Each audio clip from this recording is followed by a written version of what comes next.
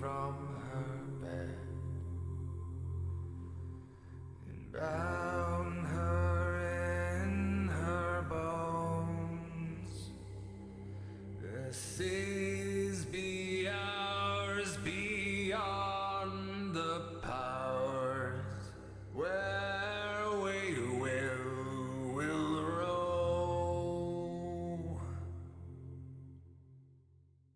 Yo ho, all hands hoist the colors high.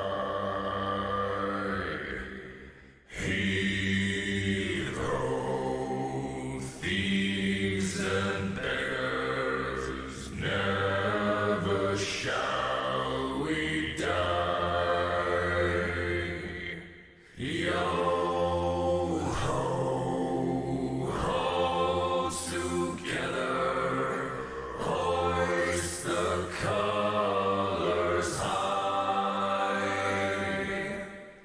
Heave ho, thieves and beggars, never shall we die. Yo ho, hold together, hoist the colors high. Heave ho, thieves and beggars, never shall we die.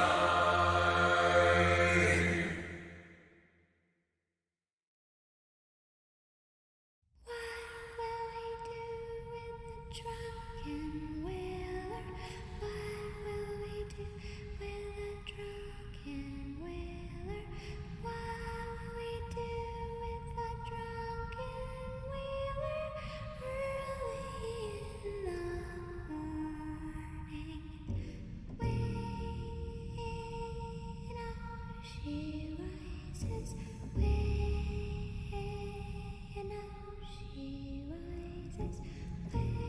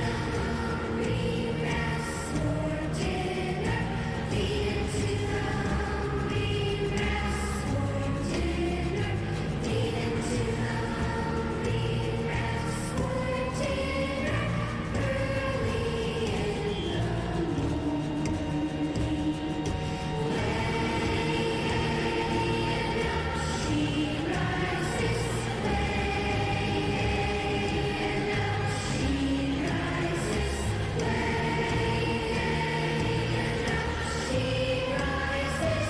Early in the morning.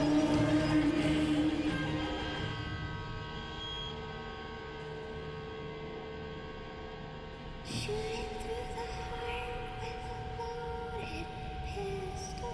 Shooting through the heart with a loaded pistol. Shooting through the heart with a loaded pistol. Early in the morning. Slicing throat with a rusty cleaver. Slices throat with a rusty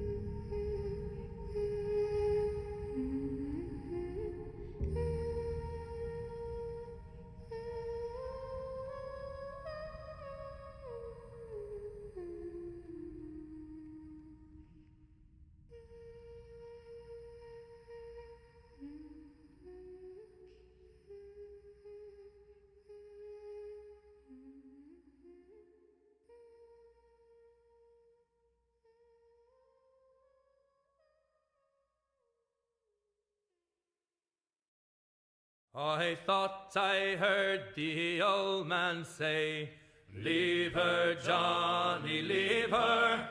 Tomorrow ye will get your pay, and it's time for us to leave her. Leave her, Johnny, leave her. Oh, leave her, Johnny, leave her. For the voyage is long and the winds don't blow, and it's time for us to leave her. Oh, the wind was foul and the sea ran high. Leave her, Johnny, leave her. She shipped it green and none went by, and it's time for us to leave her. Leave her, Johnny, leave her. Oh, leave her, Johnny, leave her. For the voyage is long and the winds don't blow, and it's time for us to leave her. I hate to sail on this rotten tub. Leave her, Johnny, leave her. No grog allowed and rotten grub, and it's time for us to leave her. Leave her, Johnny, leave her. Oh, leave her, Johnny, leave her. For the voyage is long and the winds don't blow, and it's time for us to leave her. We swear by our oath for want of more. Leave her, Johnny, leave her. But now we're through, so we'll go on shore, and it's time for us to leave her. Leave her, Johnny, leave her. Oh, leave her, Johnny, leave her. For the voyage is long and the winds don't blow, and it's time for us to leave her.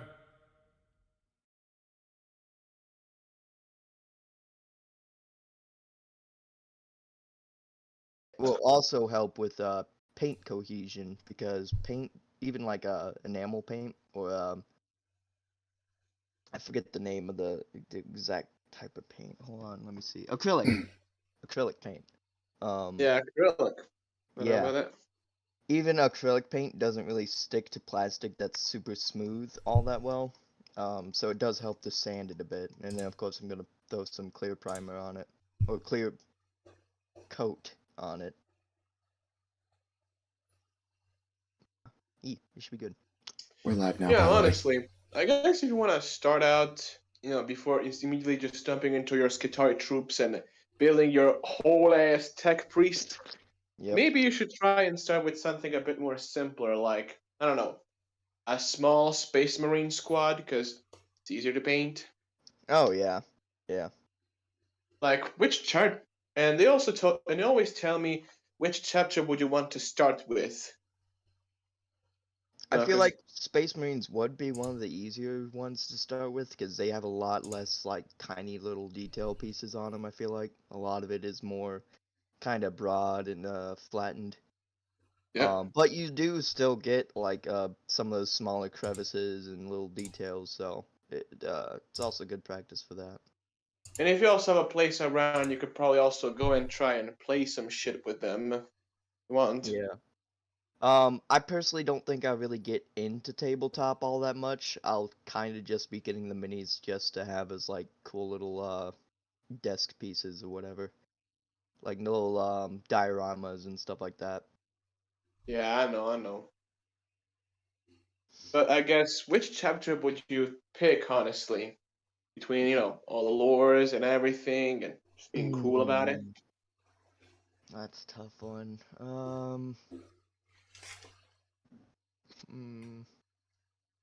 Probably either Iron Lords or Night Lords. I think I like their The Iron skills Lord- the best Yeah. between both. Wait, the Iron Lords are Pharaoh's Legion, right? Alfarius? No, that's the No, Pharaoh's. Ferris. Ferris Mac. Yeah, I think that's his legion. I'm not too sure. I'm not very well versed on Warhammer lore when it comes to Space Marines at the moment, but And then, I the think Night that's Lords are the the Night Lords are the edgy boys coming from Conrad Kurz. Yep.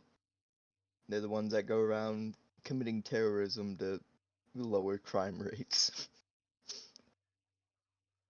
They're fucking stupid, honestly. I really don't get the point of them. Yeah, but I also just like it because they're cool, I guess. I don't know. I like all the edgy shit because it kind of feeds in that whole gothic aesthetic where they've Grim, got grim dark. it's like yeah, it's like grim dark gothic, and I don't know. Something about that I just like.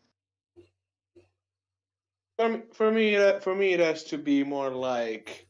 I mean, I guess you also want to do those those Iron Warriors. You know, the Legion of basically the Space Marine belonging to First Manus, because basically almost all of them are Tech Marines, and they rock. Yes. I'm sure it is That, and I very guess obvious also by now that I fucking love anything Tech Priest or Mechanicus related. yeah. Honestly, even later, you could probably try and make yourself a whole fucking Castellan robot while you're at it. Oh hell yeah, that would be fucking amazing. I would really like to work on a Titan mini at some point. Oof, that's gonna cost you though. Yeah. Which is why, if anything, I'm probably either just gonna try to get the parts, like 3D printed. 3D printed would be nice. However, I don't see myself getting a 3D printer anytime soon. More than likely, I'd try to get them from like a third. What's the term for it? A source that isn't directly from Games Workshop, like a secondhand buyer or whatever. Um, or there's a possibility I could even just make my own parts and then kit bash some other shit in there to make it look as close to like the official mini as possible. But I don't know about that. Yeah, as for me, I'm just gonna. I also want some Mechanicus stuff. Like, I'm also a big fan of the Mechanicus. Yeah. Like, Now, yeah, if I were to kit bash anything, it most likely would be Mechanicus minis. Just because of the fact that like there's a lot you could do with adding all like extra little bits of mechanical parts or limbs or like decorative pieces or whatever. all those mechadendrites. Yes. Like that's basically the same shit that I'm doing in the fucking Mechanicus game. I'm building myself my tech priests between a more melee, physical focused one, a more basically one that is just pure energy weapons, and I guess some more midfield type guys. And don't forget Yeah. the Xenorites. And don't forget the Xenorites. Those guys also just steal alien tech and you know use Mm, it. yeah. I Because still really need to get Mechanicus. I've been wanting to get it for a long while now. But the I mean, thing it is, wasn't. I like I mean, it that wasn't game. sale. I know, but I like that game so much. I do actually. It's like the one game I'd actually want to spend like all the money on, like the full, like the most expensive edition of it, just because I think You the don't. devs did that fucking good with it. But you don't have the cash, right? Not at the moment, no. And you can win anyway. I'm just saying. I'm just saying. You can't really use their hands like the real hands, but just to hold melee weapons. Mm, I'm yeah. just gonna break that one to you. So you're not gonna rock the entire thing. Just they prefer to they have fucking robotic hands to use the more pistol like equipment. Mhm. Yep. All But right. I gotta say, there's also I'm pretty sure you should know about Belisarius Call, do you? Yeah, yeah. He's the big one, the one who took part in the Fall Acadia. He was doing his own shit, trying to get I think one of the spires working because it had like the ability to close off the warp, I believe. or like the warp How rip. those Necron pylons work is that they basically just delete the warp because you know how the Necrons basically have no souls, right? Yeah, Like the Necrons have no soul, they have no influence over the warp. They're basically soulless things, and most of them don't even have a consciousness. But some of their technology apparently can kind of just delete the effects of the warp on the real space. So even we don't really know how they work, but they just work because xenotechnology. And apparently, and of course, Balashos Call, being the more heretical mechanicus he is, he wants to know more about it. I mean, he's the only guy who's literally inventing stuff because Mechanicus doesn't like improvement. that It, is it, it, it- heresy. techno heresy of the highest degree Anyway, because we should we should probably move on from 40K. Maybe save that for its own episode, because otherwise we're gonna be spending the entire freaking podcast Yeah, talking we'll about it. definitely have to do that soon, don't we? Yeah, I guess we'll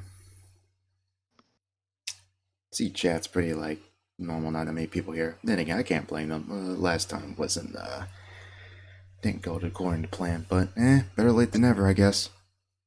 right? Yep.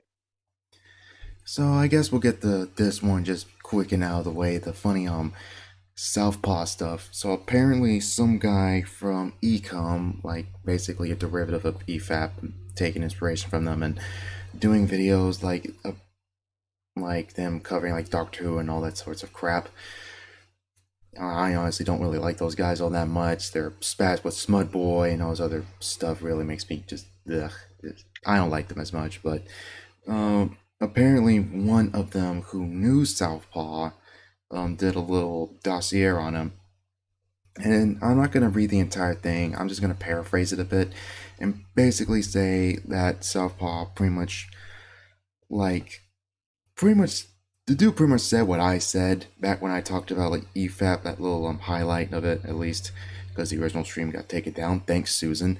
But, how, like, Southpaw basically had that one good video and was writing off of it and then kept trying to recreate that, like his little so controversial yet so brave take saying Spider-Man 2 is not a great film, and then like him getting a lot of praise from that and yada yada. Then later moved on to him like trying to do the same thing with Batman the Animated Series, in which like pretty much proven to be tons of bullshit. He got a lot of pushback for that, and good reason. Um, and then he basically just started like spurting out like after, like I said, Terriers, like the show on FX that no one watched. That only got like that got canceled after like one season. He like really liked the show, and I will admit I've heard good things about it, but I don't know if I've ever planned on covering it myself at all. But Which show you're talking of? Spider-Man, what? the one on FX, the one that was partially CG. No, dude. I'm talking Southpaw. Like some boys on. Like, all right, this is a me problem actually. All right, let me try to explain myself better here.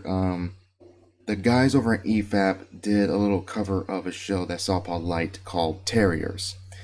That show Terriers is on FX. It's basically about like two PIs basically, and they're like doing like no local problems and stuff like that. And it only lasted one season. They didn't like the show. Southpaw got mad, and things spiraled out of control from there, basically. Mm-hmm. So the document pretty much goes over what pretty much I and other people have pretty much said. It's just from an insider's perspective, and also brings a little bit more to light on Southpaw's, like how he acts behind the scenes per se, and how like the dude's an asshole. The dude's not a good person.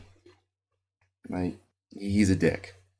Like he tries to he shit talk like Chase Face, which I'm not a big fan of Chase Face, honestly. but him the way he shit talked Chase Face was very very scummy, and like and he just kept acting a certain way to a point where just EFAP just had to disown him, and even Ecom had to disown him after time. So he just Yeah. pretty much like Ethan Ralphed himself, oddly enough. Which even I would say even worse because he only had like one good video and that's about it. He was on one good video, he was on a really big podcast, and that's about it. Yeah. It's I don't know, something about like people getting like really popular out of the blue seems to kind of end up making them go retarded for a while. Sometimes. I think he has more in common with like Boogie or Ralph, honestly. He has more in common with those two. Because there are others that handle it better. Critical Drinker's like at 1 million subs and he's still producing like the same content. It's like he's about as shocked as I am when it comes to his popularity. So it's how you handle it, really. Yeah.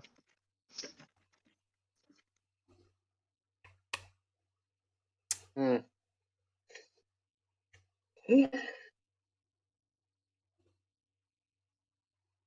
So,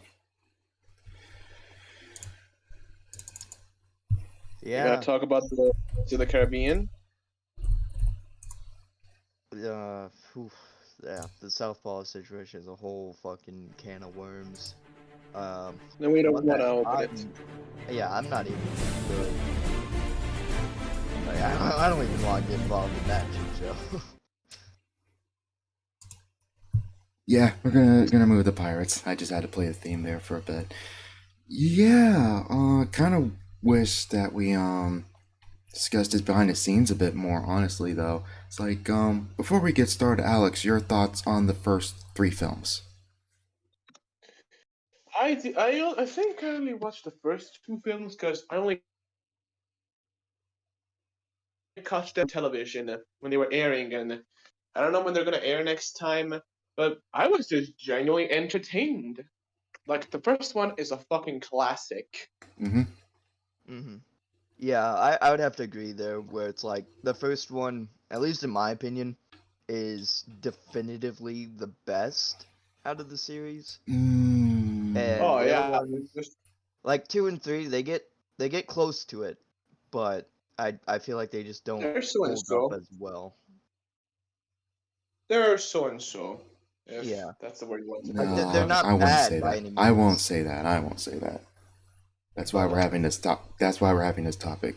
I, for yeah, one, if anyone's already subbed to my other channel, I am not a big fan of 5. I unironically think, and if you've read the little thing in the description, you know that I am a big fan of the original trilogy. I really enjoy 2 and 3. I honestly There's a think five. there's yeah, 5 movies. Yes, yeah, and I too hated 5. I did not like it. 4 is forgettable. It has its issues, but is nowhere near as bad as 5 is. Like Yeah, 5 legit, like it gets Jack wrong, and this might be either a Johnny Depp thing or a director's thing. Then again, remember Amber Heard. Amber Heard was in his life, so anyone's gonna act like that. It makes sense. But there's also like writing issues, pacing issues, continuity issues up the wazoo. Which anyone watched that video know, like it's literally like how the the catalyst of that film somehow hinges on Jack giving away his compass, something that Jack has done multiple times, which is yeah, very freaking stupid. Yes. So I highly doubt Rossio. It was either Rossio or Elliot, one of the two writers, working on the film, and I doubt they had any input on it. I think they had the main concept, and they just let whoever else like continue writing it yeah. because I saw your little shit post you made on that on your other channel. I thought that was freaking great. Just yeah, showing every single time that Jack has given his compass to somebody else, or somebody else has taken his compass, and it just shows the fucking scene from 5 of the Salvador waking up. Salazar, yeah. Salazar, yeah. Chuck Sparrow's giving away the compass. It's like, are you kidding me? But other than that, like the first three films, I would definitely say are really good. Like one is fantastic, two is amazing, three is really good, but it has its issues. I will Yeah, stand by that. no, no, I'm not no. going to blindly say that three is this masterpiece like a Last Jedi fanboy and say, well, no movie's perfect. Like, no. Three has issues that drive even me insane, okay? If, like, I do at some point in my life, hopefully soon or maybe later this year, do my own edit of those movies, like all three of them, because even there's deleted scenes in the first one that actually would be really cool to watch, and there's some deleted scenes in the second one that literally need to be in the movie. Like, if any of you know, there's the liar's dice scene. Like, there is an extended version of that scene, but they cut out, and I'm guessing they did that for time. And Yeah. others like scenes in three that one of which is really good, but the effects are not finished for it, so Mm. that kind of sucks. But like there are scenes I would definitely cut down, like the like I've said in a Discord server in general, if anyone were paying attention, like I've said that the locker in general should have been cut down. Like, and if it were up to Yeah. me, I would have cut out Jack's hallucinations altogether. They really pop out, especially since they're only in this film, thank Christ, but they honestly don't fit. But like, you can't really edit them out because that'll also mean editing out a scene where he breaks out of the Dutchman jail cell. So, which is a good scene because Jack notices Hoffpin Paroinges, which is something that Will, like how Will got him out in the first film. Yeah. But still, like Now overall, don't. there's more good than bad. There's more good than bad. That's what I'll say. Yeah. Now don't get me wrong. When I said that two and three I didn't like quite as much as one, that was not by any means me saying that I don't like those two films. I Right. fucking love them, Mm-hmm. but just like the first one in particular holds a really special place in my heart. Yeah. Mainly for nostalgia's sake, I suppose, because I watched it back when I was really little, and it was around the time that I'd still kind of. It was around the time where I either lived in Florida or had just recently lived in Florida, and I just remember like a lot of that. You know, it's all like tropical area. We didn't really live near the city or anything like that, so you'd see like all the different exotic animal life and all that. And there's of course lots of pirate, themed stuff around there that yeah, I don't know, it all just kind of meshed together really well to give me like really into Pirates of the Caribbean. And Mm. also just like the introduction to Jack and how in the introduction to all the other characters in that are just really really good in my opinion and are Masterful, fucking masterful yeah storytelling. Yes. yeah it's I fucking love it. But yeah, I do really really like 2 and 3 as well. Right. Right. I get what you mean now. I hot take. I unironically think Dead Man's Chest is the better film than Curse of the Black Pearl. Don't shoot me. Okay. I think there's a lot more cooler stuff in Dead Man's Chest than Curse, but like honestly, if I was gonna be honest, like those two films are about as good as each other. Like I Yeah, do no, think Dead Man's Chest I think is a bit overhated, and I honestly don't get most of its criticisms at all. It's yeah, like because I fucking loved the like Dead Man's Chest just for the like the all the fucking like sea monster shit and Davy Jones and all that like itself. It was really really good, and I still think that Davy Jones himself, is that what the squid guy was called? I forget. Davy It's Jones, been a yes, long time. that's Yeah, Davy yes. Jones. Okay. I still unironically think a lot of his scenes and just his overall character was really really good.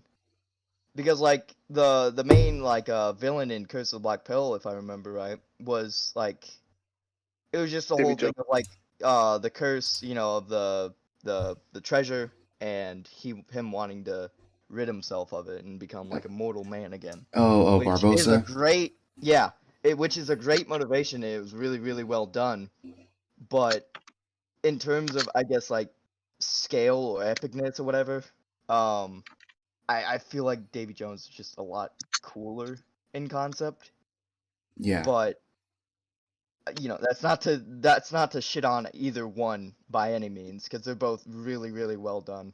Davy Jones is more menacing. Barbosa arguably is more sympathetic in some cases. Yeah. Even though he does bad stuff in the movie, and like later comes to work with our heroes, but like Jones is the guy you're scared of, while Barbosa has his motives and Yeah, stuff like that. yeah, because there's times like you said, yeah, like Barbosa is a bit kind of more pathetic in some circumstances, and is also a bit more, I guess, sympathetic. Um, but at the same time, he's also a really good villain because the dude is just fucking like relentless in how Yeah, he wants to get his immortality back, I mean, his mortality back. yeah, Where meanwhile, yeah, Davy Jones is just he's got a fucking presence. mm-hmm, Um, and I feel like the music in 2 was really really good as well. I still fucking love the Davy Jones theme. yeah. It is his introduction, and you hear like the theme behind it, like as you slowly see him as he appears, and his first words is, "Do you fear death? Do you fear that dark abyss?" It is And him like so fucking good. coercing, like coercing this one scared dude into becoming part of his crew. Mhm. In which like the lore of it is really really good, and I do remember saying this on a watch party at one point, that how Davy Jones like keeps getting his crew is really cool, and it's never fully like specified in the film. It's something you notice, and how he uses the Kraken to get ships to be like shipwrecked, and he goes on deck and he tries to get. He says his speech, "Do you fear death?" and tries to get them on his ship 100 years before the mass. But there's a catch to that.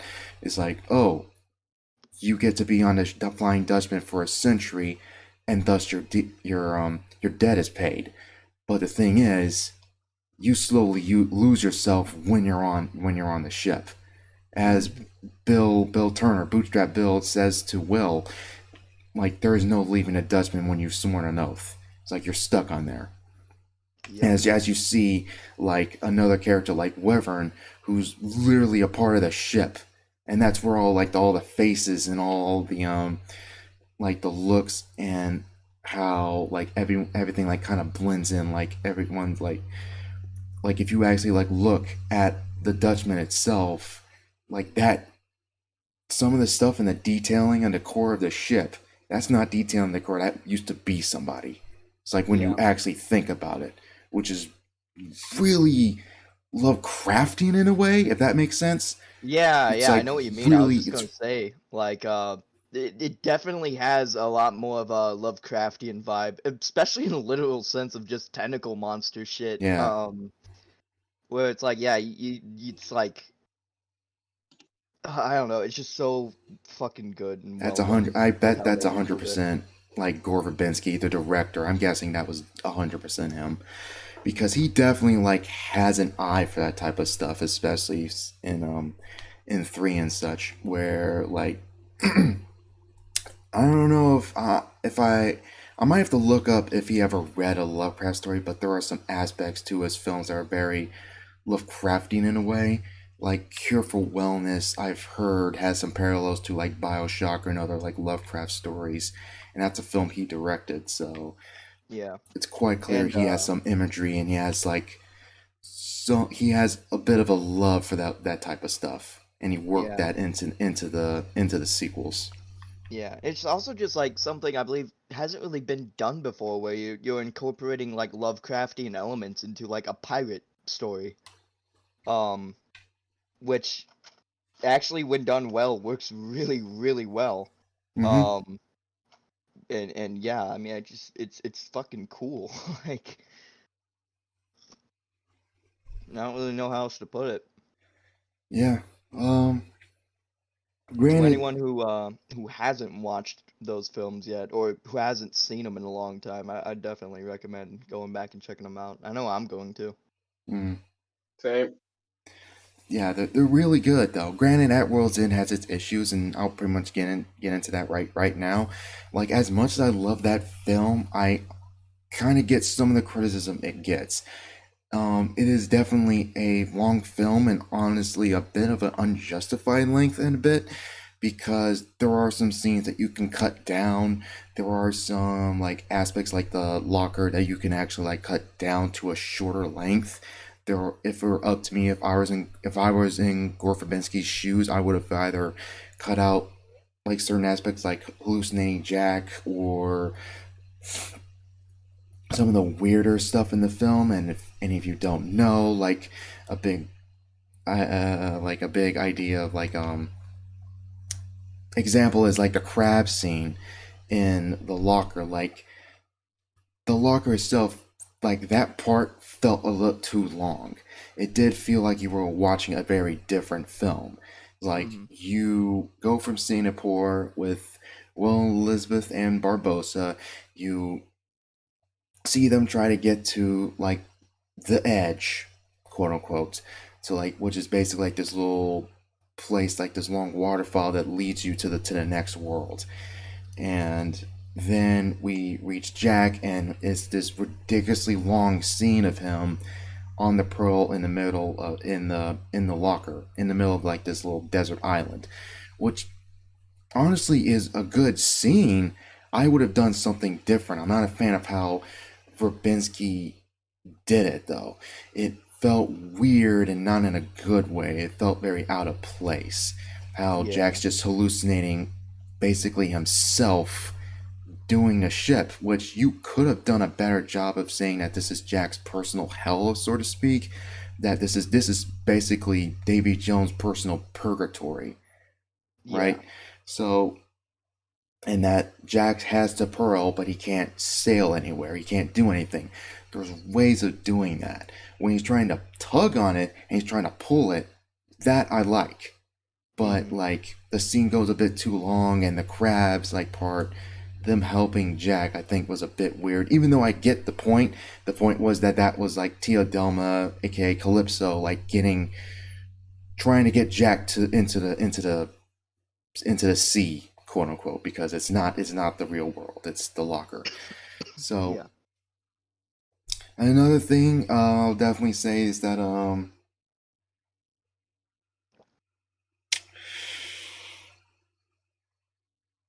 yeah, I think it's the blocker. That's generally my big criticism of the film, I would say. Yeah, the locker scene was definitely a bit Yeah. out of place, Even though there's some but good bits of it, like when Tia Dolman explained to Patel and Rigetti of like the people like in the water and like the people in the boats, like explaining how this works because this is technically purgatory in a way, and because David Jones is meant to be the ferryman on the river Styx, so to speak. He's meant to guide people to who died at sea to the next life, and but David Jones has not been doing that for a good while. So yeah. that I like. It's just I wished most of this stuff was cut down. That's a good criticism, honestly. But like things like the supernat like these are weird criticisms I hear about these two films all the time, is the supernatural aspect or how dark the films are, which honestly they are, but it fits the tone. It fits the escalation though. Oh If yeah. Yeah, it fits how dire things are. Like And I really don't get the criticism of the supernatural aspect, considering the first one had already considering the first one, established yeah. that, yeah, that there were supernatural elements to this world. It wasn't all like completely grounded in like, trying to be Big more Bad on the Evil was literally a realistic guy side. trying to die because he had a curse. Yeah. Well, it wasn't at all trying to like ground itself to a more realistic aspect of the world. It was like already trying to dip into supernatural stuff. And I feel like the second film, or even the third film, just trying to like continue that theme Yeah. was overall just like a really good choice. Because why would you go from establishing that there were supernatural forces in the first film to playing the rest of the films straight in a way where Yeah. you just kind of try to take all that out? I can actually reply. Well, the only actual criticism of the whole like trope of these films is that the cursed crew aspect. Like I'm forgiving of that of the first, second, and third film where you're going up against the cursed crew of the Black Pearl and the crew of Davy Jones. But when it comes to Blackbeard's crew, the Queen's and Revenge crew being zombie pirates, and the Ghosts crew of the old Spanish ship in five, like that I think was overdone. You could have done something better in those Oh, two movies, yeah. in four and five. But for this trilogy, it works, it fits.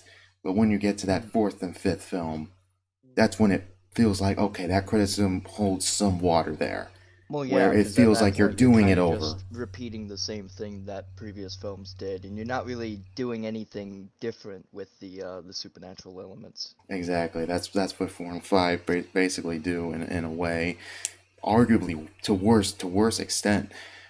And in comparison to Chest and World's End, there is a story, especially since they shot those two films back to back. There's an actual story to those films, and also they're very much a sequel to the first one. Even though that film's story was very indeed wrapped, there were still consequences to Will, Elizabeth, and Norrington helping Jack escape, because Yep. that's what led to them getting arrested at the beginning of Dead Man's Chest. Hmm. Yeah. And I feel like, if this was like a film franchise where it was focusing on them coming up against like cursed crews or whatever, that would, that would excuse it. But with it not really having an apparent like focus or what's what I'm looking for, like an apparent theme of that, it does just feel like it's just repeating the Yes. same way of, introducing supernatural aspects to the world, which does come off as a bit lazy in my opinion. Um, as far as the writing side of it goes. But yeah, that's all I really got to say on that. Yeah. I think one more like final point I'll probably say till we move on. I think Beckett unironically is a really good villain, I would definitely say. He's a good titular antagonist, if that's the right word. Where he's, or is it Titular? Titular is a secondary, right? So arguably he will be the main antagonist, arguably, in a sense. He's the one in the background running stuff. Yeah. Yeah, because his presence is throughout the film, like in the first two. Well, yeah, in the first two films where Beckett like wants the chest, he wants Jack's compass because he gets the compass, he gets Davy Jones's heart, which he later gets via Norrington at the end of the film, and then we see the consequences of that in three, where basically the pirates are on their last leg, and that's what lets them convene a Brethren court and such, and like and leaving like Beckett to basically bleh, Beckett to like find like where they are because he's trying to eliminate them in a sense. Yeah. And I also will say that the scene between him and Jack are like is in the Endeavor, is that's what the ship's called, and that's a really good scene where they're negotiating. That's a great scene. Oh yeah, definitely. Really, just like the characters in these films too are also just usually well written, at least in the first three, where they're not only well written in their own aspects, but they're also really well written in how they actually interact and talk to each other. Will's journey to being the honorable, like, law-abiding citizen, right? The law-abiding like individual to being to honestly like ending out to be not only the captain of the Flying Dutchman, but also like someone who's about as devious and about as like scheming as Jack. Like watching At World's End and like marathoning the entire movies back to back, it is amazing seeing his journey from being that naive individual to being like someone like who has his own motives and stuff like that. Yeah, seeing him go from just being like a, kind of run of the mill citizen of his town and just, doing his day-to-day blacksmithing stuff like that, to kind of picking up his father's legacy as like a pirate, was just really cool to see. Yeah, it is. And like on that aspect, not only really just like straight up picking up his father's legacy and like trying to just be like his father, but seeing how Jack kind of influenced his character, like you said, was also just a nice little touch on top of that. Yeah, it was. Think like me, it will come to you. Like, yeah, that's a good line. There's a lot of good lines in this film, in those three films. Yeah. When it comes to 4 and 5, however, not Yeah. so Ugh. much. Especially 5. 5 Yeah, just felt. I didn't hear good things about them, especially from you guys. So yeah, I might just dodge them. 4, I might give it a chance. 5, I'm not gonna try it. yeah. Avoid 5. It's don't even like you can't watch that movie like back to back from the other four like at all because it just breaks continuity. Like it's insane how little it follows up and Disney basically gave Pirates of the Caribbean the sequel trilogy of Star Wars treatment, where yeah. they tend to break and throw a lot of the established continuity and lore straight out the window Hmm. and just try to make everything like really flashy and epic and just try to revive the franchise, I guess is In how a they did it, very but poor in a very way. poor way. Yeah. Like 5 is like the fakest of the five movies, oddly enough. Like the effects are like sometimes they're sometimes good and they're sometimes worse. And my brother pointed this out and saying, yeah, Gore Verbinski directed it. He had a Pacific filter in Dead Man's Chest and At World's End. Like it looked grimy and gritty. It looked real. Yeah. 5 has a bit of that, but it's too bright. It's too colorful. When the other Yeah. films weren't like That's that. another thing. The water looks fake. It looks like it was shot on a green screen. The other films, they actually were on like actual ships, and they were actually like in a not open water, but they were on like they were on a water source of sort, even though they weren't like in the open like sea and stuff. But they still, it still looked real. It still looked Yeah. like an actual ship sailing. Like in 5, it looks like a CGI model, which really sucks, especially when there's so much wrong with the writing, direction, and even the acting. Even like characters are inconsistent. Yeah. Like Gibbs is also this is something I noticed on another rewatch I did in the film. Like Gibbs just abandoned Jack instead of like, no, that's not his character. He would stay with Jack the entire time. He's best buddies with the man. Yeah. So him just saying, oh yeah, our luck's run out. All right, see ya, Jack. It's like, no, that's not Gibbs. No, like Gibbs is literally like Jack's fucking bro. He's his Yeah, homie. Like he's his right he hand he dude. does not, yeah, he does not just straight up fucking, peace out whenever Jack, you know, gets into trouble or some shit like that. Like no. Yeah, it's night and day. But 4 I would definitely say is more forgetful. I do think like the aspect of going and finding a fountain of youth is really cool. I will say that Mhm. it is definitely a sequel to 3. It is definitely Yeah.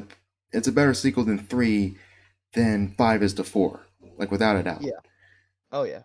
Even though like the film definitely feels oddly enough the most disconnected of the franchise because it does like Jack Gibbs and Barbosa are like the only returning characters. Yeah, Yeah, they're it the only returning characters like everybody else as opposed to 5 which brings back a couple of characters, Will and Elizabeth being one of the bigger ones. yeah. 4 in a way almost seems like its own like side story A rather than being spin-off like an oddly official, enough. yeah, like a spin-off rather than being an official like That's the common criticism I sequel. hear. Yeah. Yeah. Yeah, it does very much feel like its own like standalone adventure using characters from the previous movies and just kind of, you know, going off doing their own thing for a bit. It Mm. doesn't feel like like a major event or next installment into the trilogy. And Yeah, that's why think it'd be more forgettable because I mean, yeah, it just doesn't feel as it just doesn't have that scale that doesn't have that the other scale. There movies are no did. standout moments of the film. The villain, as much as I like Ian McShane, that's his name. As much as I like Ian McShane as an actor, he's a fantastic actor. His Blackbeard, I don't know if it's the director or the writers or him, isn't as intimidating. Especially maybe it's because of Bill Knightley's performance as David Jones is that good, or is because of the material that they gave to Ian. Like Blackbeard isn't as memorable or as standout as a Pirates villain in comparison to the previous ones we've had. So Yeah, that's another thing. which is weird because Blackbeard is like the only main villain I could think of other than like of course Davy Jones that actually has that level of like notoriety just in terms of you know real world Yeah, stories yeah. and media about him. Yeah, because Blackbeard's like a real pirate. Edward Teach Yeah. or Edward Thatch was an actual pirate who, oddly enough, similar to certain Cape Crusader, used fear, intimidation to get what he wanted. Which, honestly, Mhm. how much cooler would it have been had it not been had Blackbeard not been supernatural, and he was just using theatricality and deception, that none of the Yeah, crew were zombies, and that he was legit like, hey, I need this thing. I that would may have have been. escaped death once, like, because apparently, like, Jack does say, oh, you were beheaded, they say. So this takes place, like, after his supposed, like, death, and, like, in real life, because in real life, Blackbeard was hunted down by mercenaries, and they cut his head off, and it took, like, several times to cut his head off, by the way. Like, he Mhm. was a beast, and when they finally cut it off, they threw his body overboard. So maybe in this universe, well, actually, Jack says that you were beheaded. They say, yet your body swam 3 times around his ship and climbed aboard, but it's never explained what he actually did or how he survived. We don't know if he made a deal or if he was just using magic. We don't know. Yeah. But like what I would have done to make him like more realistic and just say, no, that was somebody else. It's like I have body doubles, I have like other people like working for me, but this I'm legit like scared of. It's like Yeah, I feel like it would have been a lot more interesting and a lot just cooler as far as his character goes if they like you cut out there. supernatural elements of him and just but they still made it feel like he was supernatural even though he wasn't. It was all just him using fear tactics and getting into people's heads and fucking with them. Um just using his wits and his intimidation alone, I feel like would have been a lot more interesting. And also like just a lot more unique and standoutish as far as like the rest of the series goes because the rest of the franchise is just Jack and his crew fighting against supernatural captains and other crews. um but if they just played Blackbeard as just straight up someone you don't want to fuck with, Yeah. um and just have, like I said, have him just be like a normal human captain with a normal human crew, but like I said, just using the wits and the intimidation to very, very effective means. Mm-hmm. Um, that just would have been a lot better in my opinion. Yeah. Uh, yeah. But also the Spanish too. Like oddly enough, I wouldn't be shocked if there was more like footage of that film. And this is for every movie. Oddly enough, honestly enough, that every movie has like cut content. Like the film starts out by like two Spanish like fishers like getting the book of Ponce de Leon, right? Mm. So the Spanish don't have that much of a presence though. Like wouldn't it have been just better had it just been Barbosa and Blackbeard and just this race to get to the fountain? That would have been better, honestly enough. And you can just rewrite it and make the script tighter. Instead of having three factions trying to get it, you have the two. Like, especially since the Spanish don't pop up all that much. They only pop up at the beginning. They pop up where Barbosa on the little ship. Like, they don't. Well, I mean, they pop up at the side. You know, they're sailing, and like Gibb says, "Hey, there's your proof. We're on the proper course." And the Spanish are sailing in the same direction they are, and they're far off into the distance. And like, it's based like, which is a good scene. And the third time we saw it was a little encampment where Jack and Barbosa try to get the chalices. And the fourth and final time is when they roll in to get to the cave and they destroy the fountain, which was a cool scene, but I think would have sufficed better had we gotten more content with them.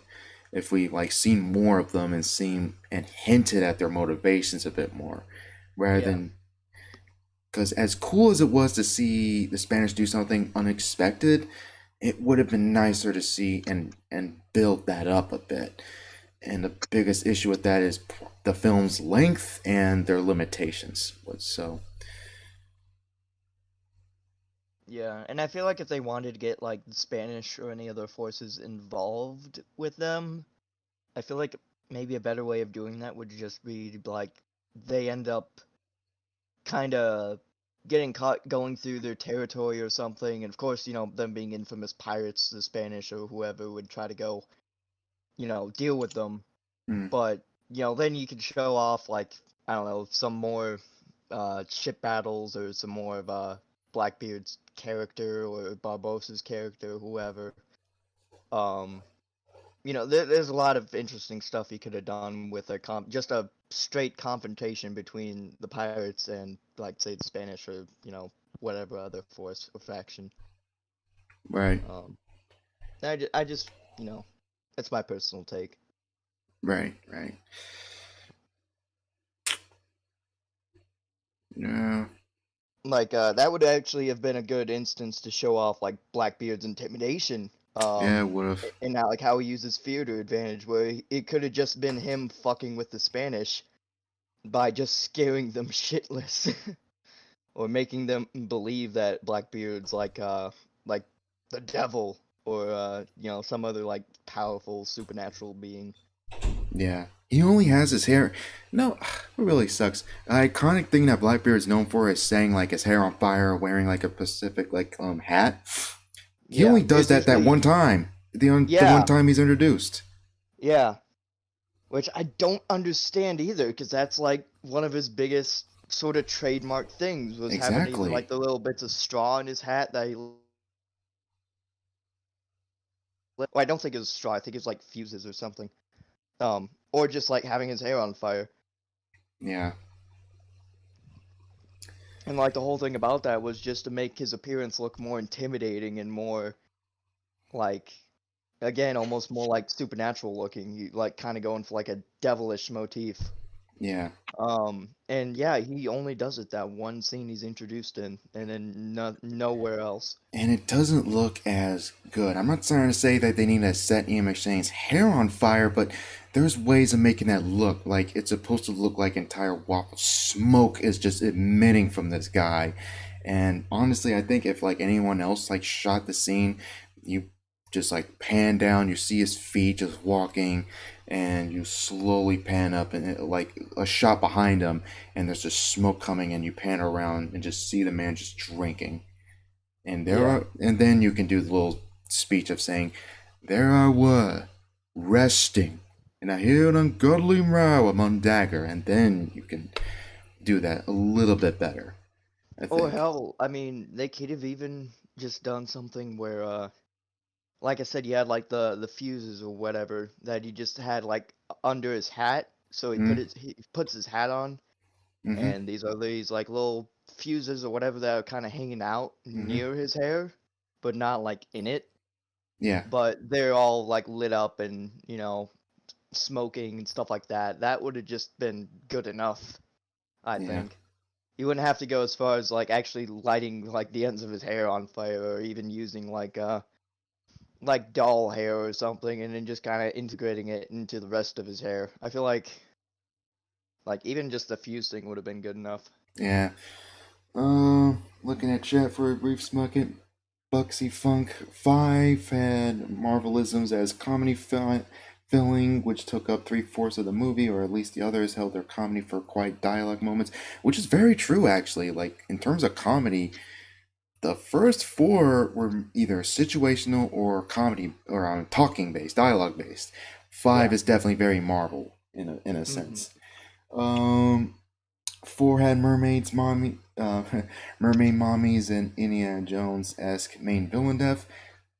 I kind of agree, even though I would have done honestly. I've said this to my brother, and I stand by this, that I would have done something a bit different with the mermaids. I'm not a fan with how they're designed.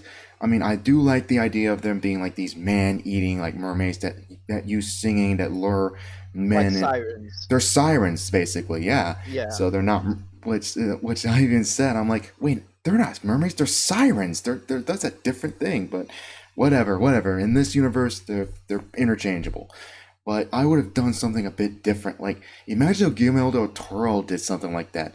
They would, like, the moment like one goes into the river, like, okay, like one pops up, you have like the very hot one and their hair covering their breast because we can't have nudity in a PG-13 film, and she's like very beautiful, and but like she lures a man like into the river, and you slowly see her become like very fish like and very terrifying like, and like her face is all like, and has like these razor sharp teeth and Hmm. fins like where her cheekbones are. It's like that would be much more like scary and more like stand outish Yeah. rather than what they actually did though. But I'm guessing they didn't want to scare people, or they were just weren't imaginative. But Yeah. I've brought this up in a previous podcast, I think. You know, that one Witcher cinematic trailer where it's showing off Witch or Geralt hunting down that one female monster. It starts that out with her singing, and vampire, she's a type of vampire, I think, right? Because I think so. She goes she invisible, goes and like invisible. Yeah, Geralt throws the dust bomb at her or dust whatever. bomb. He drinks like a type of potion. Yeah, I think that would be like that's just what you reminded me of, because she starts out as this like beautiful, attractive lady. She ends up kind of like flirting around with Geralt a bit, and then she kind of takes her robes off. But then, like right as she takes them off, she just switches into like her monstrous appearance, where she's all like disfigured and skinny, and etc. etc. Yeah, I feel and like, yeah, that would have been a great way to portray the mermaids in that film. yeah, and Blackbeard's death. I will definitely say that is definitely Indiana Jones esque. There, Buxy. Thanks for reminding me of that. Like, oddly, kind of comes out of like, I don't say comes out of nowhere. I'll say that is very brutal for especially for a Disney film. Oh Like, yeah. yeah, oddly enough, like as you just like see like well, it's not the most graphic way of saying it. Like I'm saying it right now, like his flesh just coming just off of his bones, and you just see like a skeleton reach for Angelica. Like that's a good scene, oddly enough. Mhm. Hold on, I'll be right back. All right, see you, Trench. And hopefully hopefully you watch this. Hope you finish this later.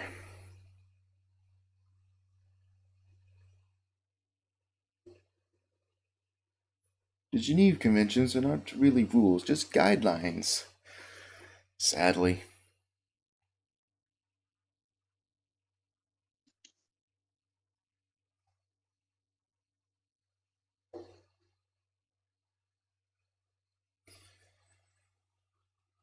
Hmm. Do you guys in chat know that Pirates movies probably take place around like the early to mid 1720s? Because you know in the one of the corpses that Jack salutes at the beginning of Curse of Black Pearl was apparently one of them is Charles Vane, and Charles Vane got hung in 1721. So it's quite clear his body may have been there for a good while. So it's possible around the early 1720s, and it's confirmed that Henry Turner, Will Elizabeth's son, that he was born around 1730. So that would probably date the films around to the early to mid 1720s, which is pretty cool. So it's definitely at that tail end of the golden age of piracy, if any of you know about that. I definitely recommend you like read up I on it know though. some. Huh? I know some. Don't exactly remember all of it point by point, but I sure know something about it. Hmm.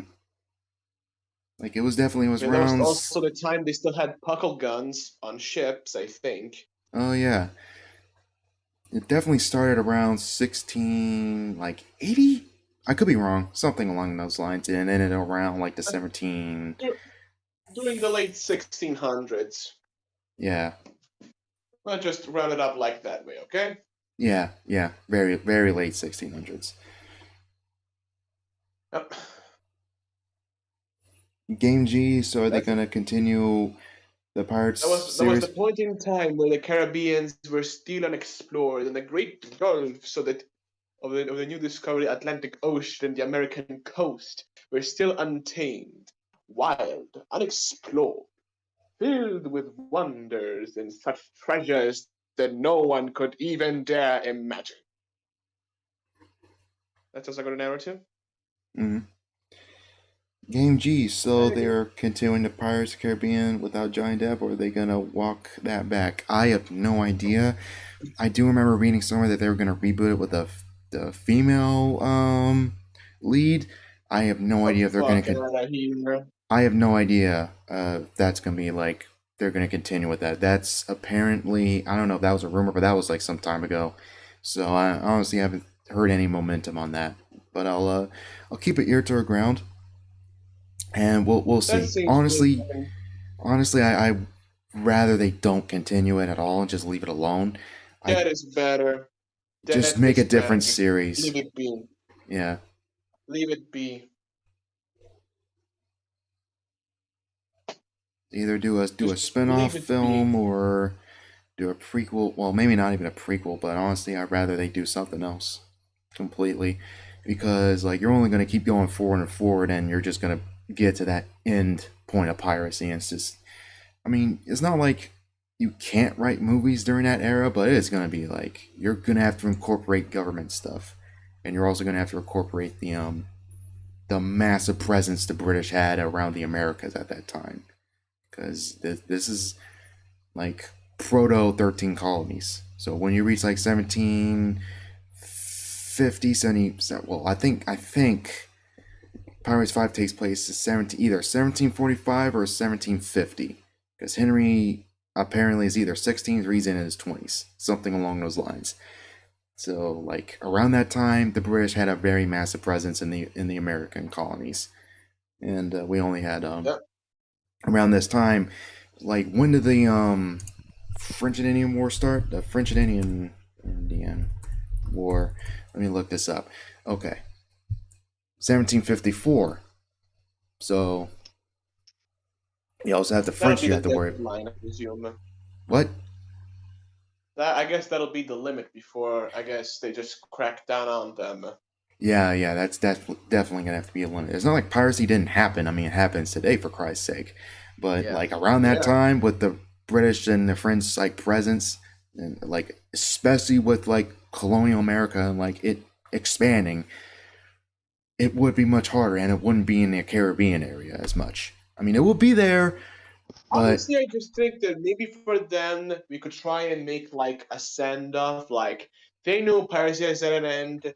Like Jack and the girl forgot her name. They can Elizabeth. just try and walk it off easy to another part where there isn't much presence of the English or the French, Oh yeah, and I'm just back by the way. try All and right. just try and live off a good life. Well, What? Jack probably just dies in a. Well, probably Jack rides off into the sunset, probably to die or probably just to die off his own terms, or just I don't know, maybe just make him retire. Mm. Like what Just girl, he get Alex? like I don't know, it probably gets to live in fucking New Orleans. It Yeah, was fun back in the day. yeah. Like Yeah, what you girl, definitely Alex? could Are you make him talking about rich. Elizabeth or are you talking about like someone else? Elizabeth, yeah, Elizabeth Elizabeth. was with Will. What? Elizabeth is with Will. Yeah. Yeah, I guess probably he could drop them off somewhere. Like I don't know, maybe they just make a lot one last job, Oh, and that's right. then You they didn't. just Right. You didn't watch that World's End. That movie ends with like Will and Elizabeth like kind of setting down. Will is the captain of the Flying Dutchman, and he like meets her ashore every like 10 years. It's like Hmm. there's an oh end credit yeah, scene at I At didn't World's see the End. movie. I didn't see it. Yeah, watch the movie. There's an end credit scene where you see a young Henry Turner who's like 10 years old, I think, and you see Will on the Dutchman. You see him like sailing towards him. So like they settle down. They settle down. So, but I get what you mean. Yeah. If Yeah, you're if they really decided, want to like do one last thing, it's just one last job to make them filthy rich through some secret forgotten treasure of something ancient, or a pirate that was so great that he hid his treasure I wouldn't even somewhere very secret and cursed even. I wouldn't even do that. If they were to make another Pirates movie, continuing off the main franchise, I feel like what they should do is just kind of focus on Turner's, escapades as being captain of the Flying Dutchman. Like kind of, have him set up as like the predecessor to, Captain Jack, and have him go on his own little, like, I his own like I like stories. that idea, but that ultimately Escapades. makes no sense because one, like, Ark, are you trying to say like you will retcon 5? Um, I mean, Yes. do we really need five?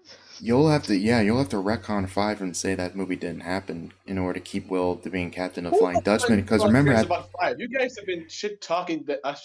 no, I You guys mean have I'm been trying shit. to say it because in terms of continuity, because at the end of that film, um, they're so stupid. We're gonna get to that at some point. I might as well get to it now. That Henry destroys the trident, Poseidon's trident. He destroys that, does quote unquote breaking all curses in the ocean. That including freeing Will, meaning he's no longer the Dutchman doesn't have to have a captain. It's just a normal ship now, which makes no Mhm. sense. But like, It seems like a cop out, to be fair. Like, yeah, you just break something, all curses gone. That's literally the definition of a fucking cop out. yeah, Like, Yeah. I could see like using, Neptune's trident to like remove a curse, but not all curses. yes. Yeah. Yeah, that's why like I even like had this in my head for a good while, and I've sent my brother this, and I have this concept that I have down where like the movie starts out with Henry destroying the trident, and it's just hell breaks loose. It's like the Trident Yeah. wasn't just holding curse; it was holding everything down. So that's why you have all this manner of Even sea Vikings. monsters and sea creatures and evil creatures. The dead start rising. Like Will like goes to Henry and said, "What did you do?" It's like I freed your curse. Like no, you didn't, you idiot. You ruined everything. Like I'm not. That wasn't a curse. That was a duty I'm charged with. So now that I'm not even monitoring the souls of the afterlife, I'm not ferrying them. They're going to be flying everywhere. There's going to be ghosts. There's going to be curses. Going to be flying all over the place now. That would be really cool That would concept. be a Yeah, where much it's like and Will gets a misconception of like, oh, the trident is it's the thing that is Henry. is causing all these yeah, Henry, I'm sorry. Yeah, that's fine. He gets the concept in his head like with the movie where it's like, oh, if I destroy this trident, then I will destroy all the curses, et cetera, et cetera.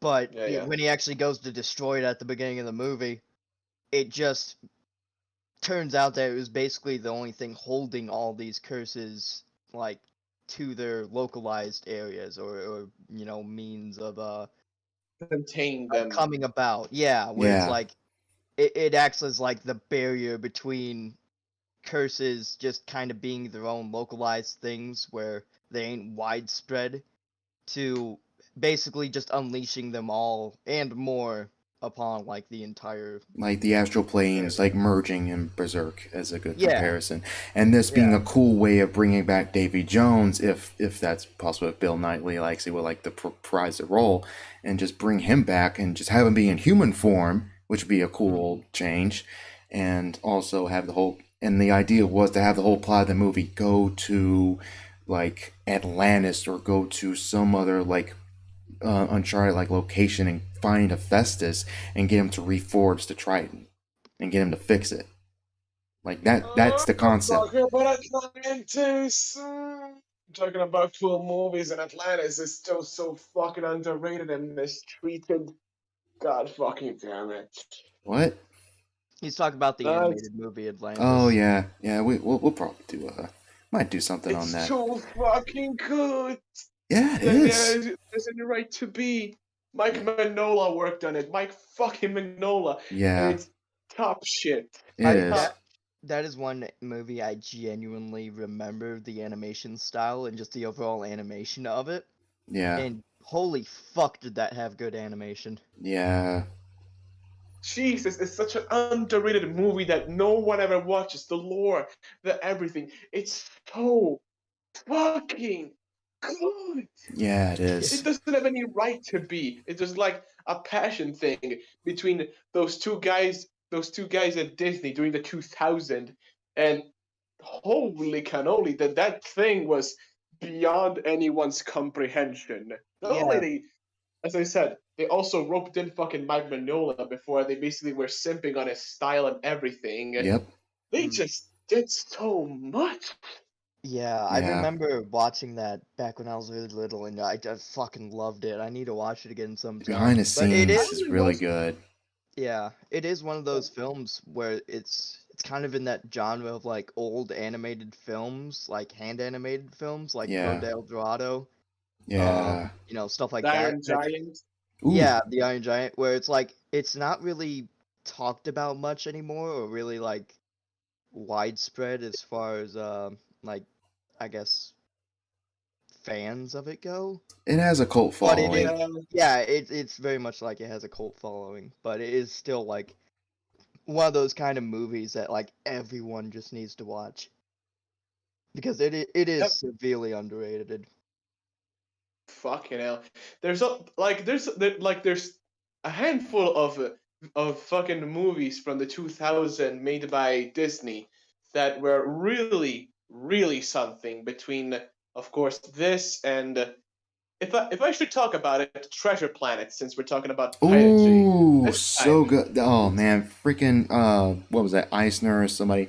Disney fucked over that movie, dude. Man, the way they marketed. The marketing, Yeah, that movie really got shafted hard. it got shafted like, so hard and it didn't make any money. They had concepts for a sequel already at that point when it was But finished. already, for what we have, What we it's have, really fucking good. really good adaptation of that story. A really cool world too.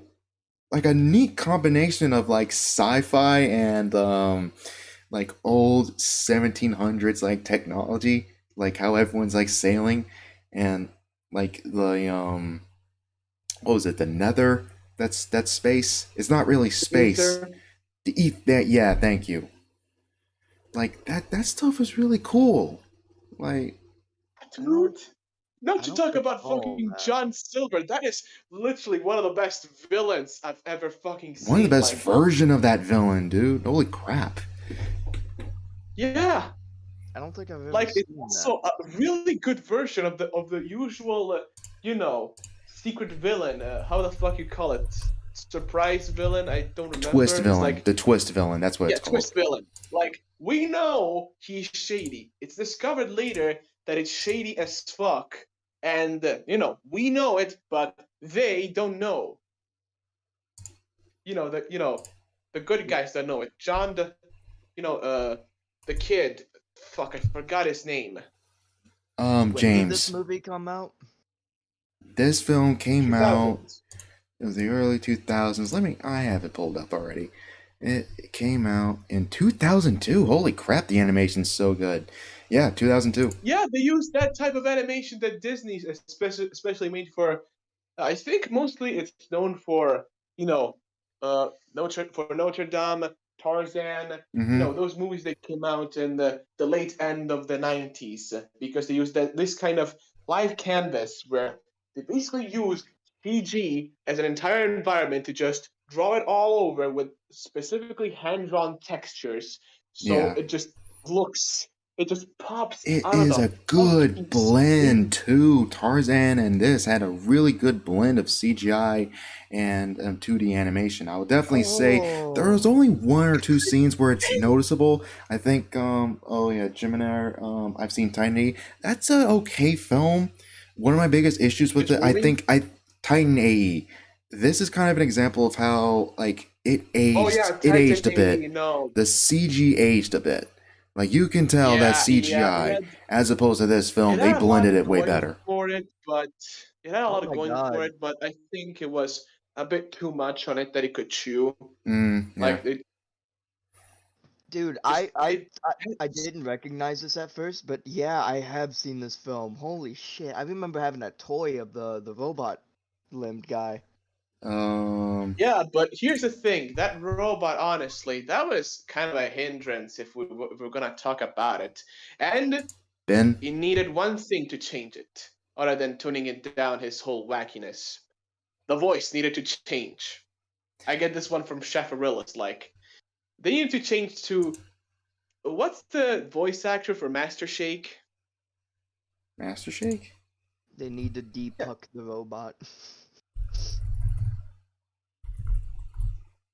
yeah, Yeah, man, I forgot about this film. Dana Snyder. It's actually really yeah. good though. Oh, That's Schneider. Good. Honestly, I could really imagine him having more of that voice. It fits more into that more character there. But I mean, I guess that's just my idea. Honestly, it could still stay the same. It's fine. It's just why not? Why the fuck not do that since we're already modifying a few things? If I dare to have those god powers to modify it, hmm. Yeah, man, I the combination of like sci-fi, steampunk, and like pirate themes. so good. That's just so fucking So good. cool. So good. Yeah. It was played out. It was played out like a fucking canvas. It's I don't even have the words to explain. People, if you're watching this, go watch that movie. It may not be perfect, but still, you can see the soul emanating from it in certain scenes, in the score, the visuals, the everything. My boys, you have to see it. And even Atlantis, that's also a fucking masterpiece, Oh yeah. undeserved Yeah. Atlantis is fantastic. I definitely for stand by sure. that. I still simp for the what's her face in Landis. Kita. Ye. Yep, Kira. And let me tell you something. She's over 8,000 years old. Yeah. Just putting that out. I don't care. I'll be a little shorter. That's my boy. Uh, Uh, boy, oh boy. Yeah, we simping here for the right type of things. And the best thing, Disney hasn't tarnished her for anywhere. Like she's been forgotten for a good mm, reason. Yeah. Oh, a short reminder: her father was what Spock. was the name? Yeah, Leonard Spock. Nimoy. Leonard Nimoy played the Yeah, Leonard character. Nimoy.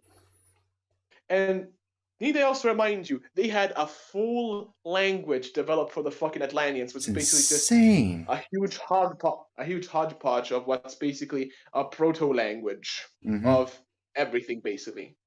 They had it written down and they had it like in speech, which is insane. And I legit That am is too astonished. much effort. That Yeah. is too much effort. That my God, this is what I really want for these sort of movies: is all this effort, all this detail, this richness. My God, this is what we yeah, need in I this sort gotta of. say, I gotta say, I always really like it when movies go like straight up The autistic extra with how mile. much they have attention for detail.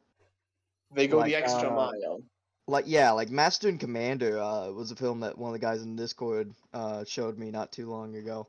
Mm. And that movie is so autistic with like showing off every Yes, a single lot of historically things in that accurate film is detail. historically accurate, aside from one detail, one small thing, is the ship they were chasing. Hmm. That was changed. Originally, the film took place around the War of 1812.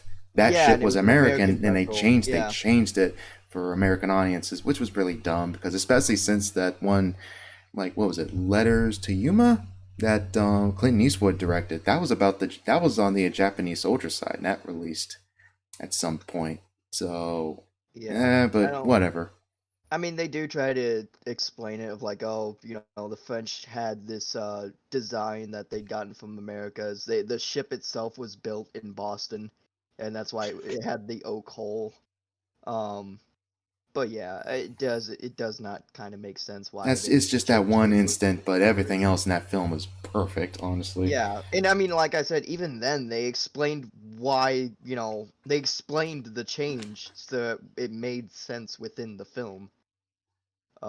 Which yeah, I just love movies like that because I feel like I actually learned a good bit about that period from that film. Hmm. With just like I learned more about the freaking ships of that period than I ever had before from any other source of media.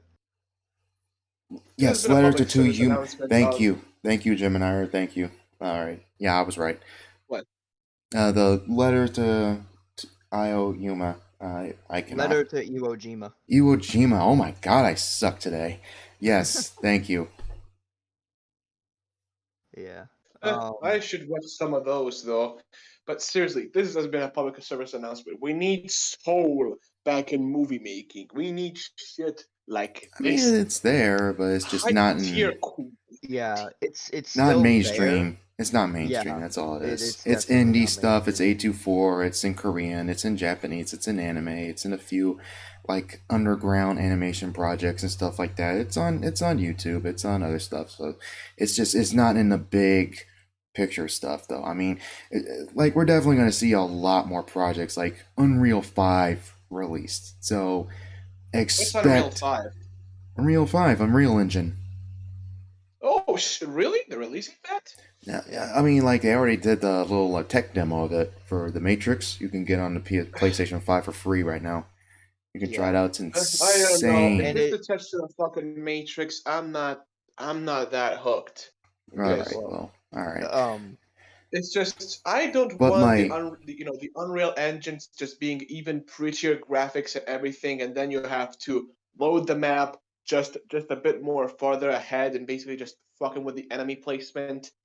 It's just I want games that perform mostly on I on the mean, gameplay level, like what would probably be a source engine, my, not my just like my point graphics. really isn't just from the like. I understand your point on the power of like why what it requires, but my point really is it on a direction standpoint because people have used the Unreal Engine and like Source and stuff like that for for filmmaking and stuff animation. like Yeah, that. Like there have been like people who make like Chernobyl type animations or monster or Lovecraftian type stuff out there, and people have I still see people make Astartes. Warhammer animation only in fucking Source, and it's a masterpiece, and it's still great animation, not masterpiece, but yeah, and that's what we're kind of trying to get at. It's like Source is great and all, especially now with the new Source 2 engine.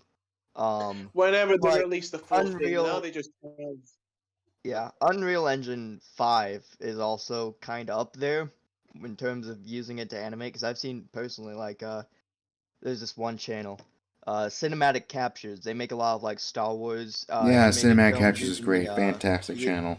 oh yeah, very much so. But they make all their animations off of the Unreal engines, I Mm-hmm. believe. And they turn out like fantastic Yeah. looking.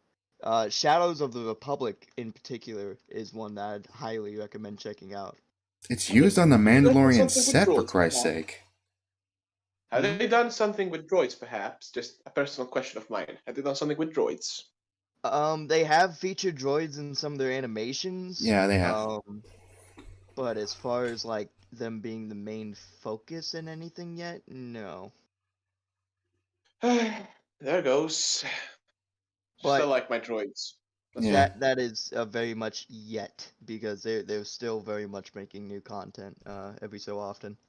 And it takes Yeah. a lot to make it. It Like the does take stuff a long they time, do yeah. is Yeah, I really know. good. Good animation and good thing requires a lot of time and just Especially when you have work. like a couple people working on it or one guy working on it. So yeah. Of course, Yeah. we're not putting. Of course, he needs to take his time. Like for God's sake. Hmm. We don't, I mean, I still want them to have all the time in the world, but we all hope it doesn't turn into another thief and the cobbler situation. Ever heard about it? Oh yeah, yeah. That film was in development hell for what 20 years.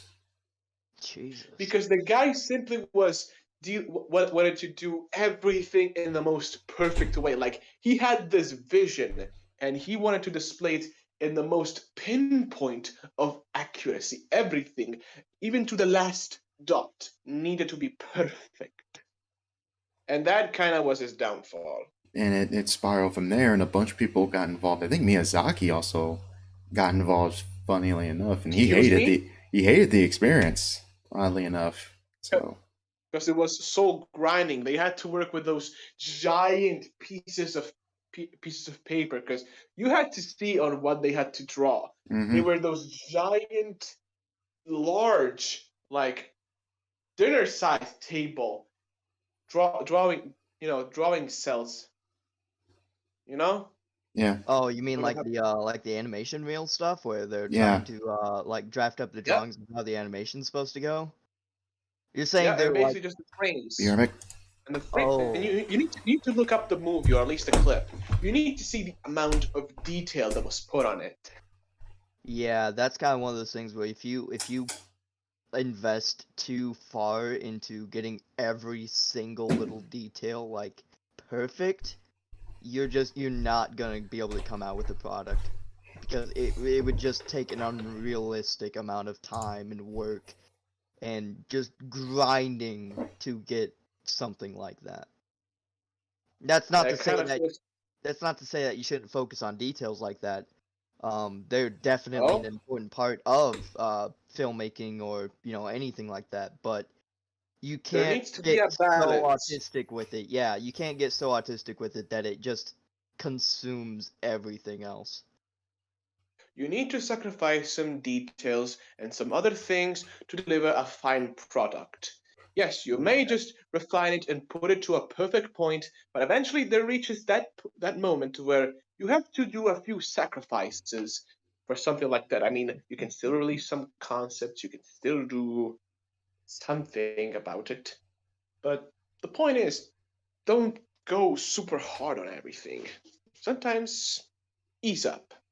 Yeah, because at the end of the day, you're only human. You're not some immortal machine vessel capable of spending decades getting every single detail down to absolute perfection because it's not possible. You got to focus on the other aspects of it and you got to, know your limits and know what you can and cannot focus on. Otherwise, you're just going to get into basically like development hell where you're just stuck on tiny little aspects of the overall product for way longer than you should be. Yeah.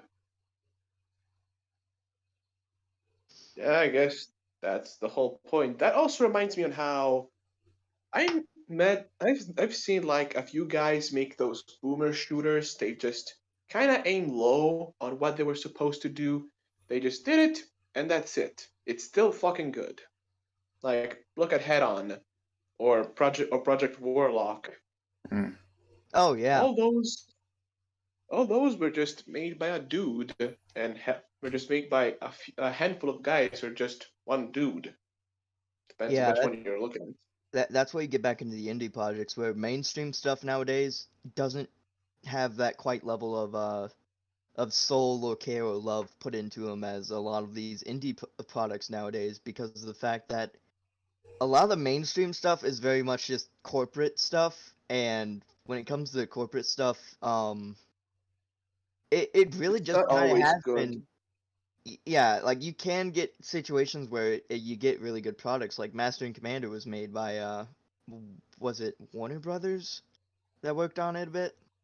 I think so. Let me look. Master. Which point you Master and said? Commander. I know. And Don't know much 2000. about it. Like it was the one where they basically said they were spurring out about the ships in the 18th Yeah, it's century. actually a really good movie. And as the buddy who showed it to me put it, Oh, it's an it's absolute Fox. bro Okay. film. Okay, 20th yeah, Century Fox. Fox. Okay. Yeah. So, there's situations where you can get good products out of them. But on the other hand, you just don't see that too often nowadays. I don't know if that's due to just them focusing everything on, making money and not actually focusing on making a like a genuine good product that they actually put love, care, and attention into, or Hmm. what. But you do see that in indie films and indie movies and indie games nowadays where they aren't too focused on making a profit off of them, but more so just, There's still a need for profit.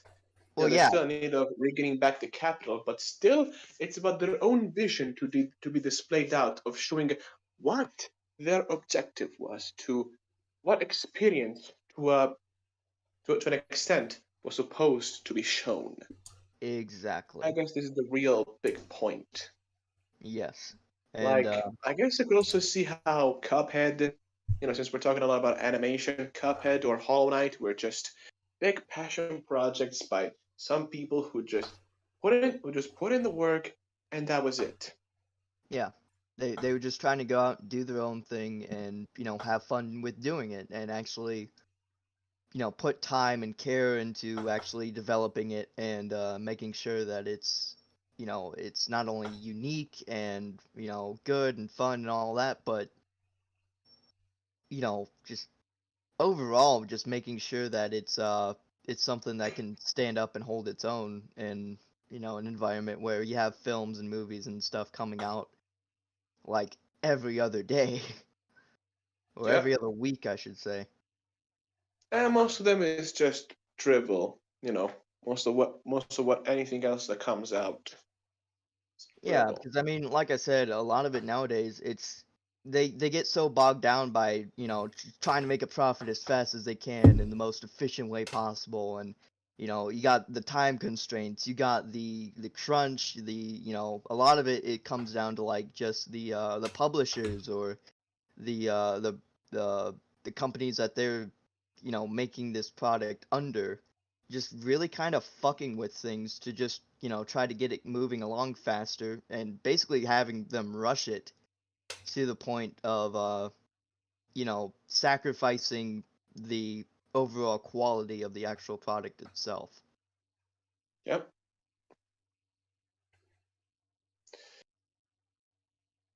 Now, since we're talking about possibly every other animation, and I've just happened to stare at my manga collection, you guys have any manga or something like that would you like to see an anime made out of,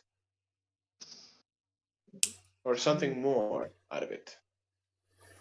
I mean, the obvious would be like Berserk, but that would have to be Which something where I studio? wouldn't It's too want it. Pacific. It's too Pacific, and honestly, at this point, Honestly, yeah. Like, Yeah. I mean, the only I'm the only pretty sure there people could be enough. I would the only people I would actually trust with doing anything with that would be like, obviously the Berserk teams themselves and the From Software kind of working together on it, yeah, because No, I don't FromSoft think is From great. Software would really. I mean, yeah, I know they're more of a video game company, but they're great at coming up with I mean, at least having them do like the soundtrack or something, or maybe putting in some input on like uh designs How of the certain things, because they're great with coming up designs that fit that dark fantasy theme, and they're also really great at making soundtracks that fit with that theme as well. As Yes, far as yes. the actual Call animation studio Suzuki goes, Hirasawa. Still after that, call Suzumu Hirasawa anyway. Fuck it. He always needs to be present there. Mhm. But yeah, as far as Like, the actual animation studio goes behind it, I have no idea. I guess Studio Bones, perhaps. They have a nice, decent. They have a very excellent track record with very popular animation. Gainax, well, they just pump things to 11, perhaps. Yeah. It would literally just have to be a kind of hodgepodge team of just people who are really, really passionate and care They need to a be lot passionate about the about doing. project. They need to know Yeah, about Berserk. They need to care about it yeah. because you They can't need to just be get soulless like, hacks or people infighting because that's how we got the 2016, 2017 mhm, show. It was mhm, a bunch Yeah, of infighting in that project. yeah. And and most even to an importantly, extent, CG. the Berserk 97 had that kind of issue as well, in certain aspects. Although it is still kind of the closest we've gotten to like a decent, like actual good adaptation of Berserk into anime. But even then, it Leaves still out a ended up lot. falling apart. It leaves out a Yeah, lot. it does leave out a lot as well, which that's another aspect too. I have to agree with Tal on this because he actually brought it up in one of his streams. Um, of like Yeah, how he would approach it, where he would not sacrifice or leave out a single part of Berserk. It would be like 100% faithful adaptation Which I of the I was manga. in like in the stream chat of that, and I was like, dude, are you even gonna put in the fucking trolls and stuff? I'm like, Jesus Christ. And he's like, And yeah, yes. he said he would. And then he brought up the adult attack from Lost Children, and I'm like, fuck, that's a good point. That's like the second time he mentioned that, where I'm like, dude, those trolls are fucking monster. Fuck those things. But like, and he's like, dude, like if you stuck around after Lost Children, the adult attack, like I'm pretty sure it's like it's just trivial. And I'm like, god damn it, you're right. That is a messed up scene. But Yeah, like, yeah, like and there's honestly, even like in a perfect there. world, he would adapt it, but. Mhm. But it was funny. It was funny hearing him say that, though.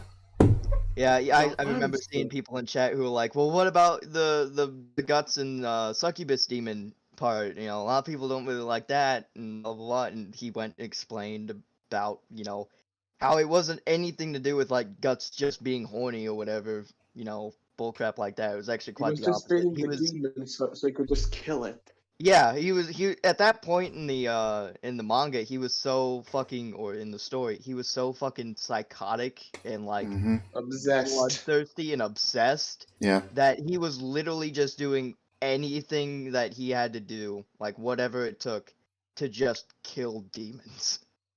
And that Motherfucker went to some extreme lengths to do this. He let 1,000 innocent die just just so he could just draw them out and kill them himself. I mean, he put a fucking child on top of his sword and used it as bait to just kill some demons. Like, Yeah. Yeah. yeah, it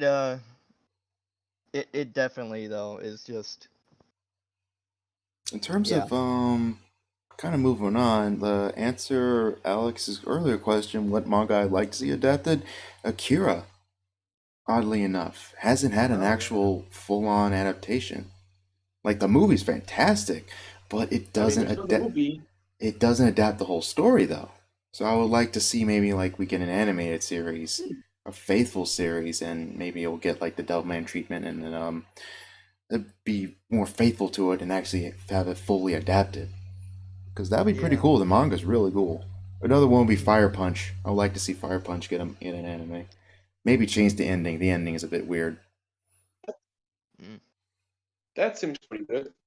As for me, it would probably be a better adaptation of Soul Eater and possibly, and I guess possibly same thing for Berserk and I guess a better adaptation of Kengan Ashura because the Mm, one we have now, it's dog shit. yeah.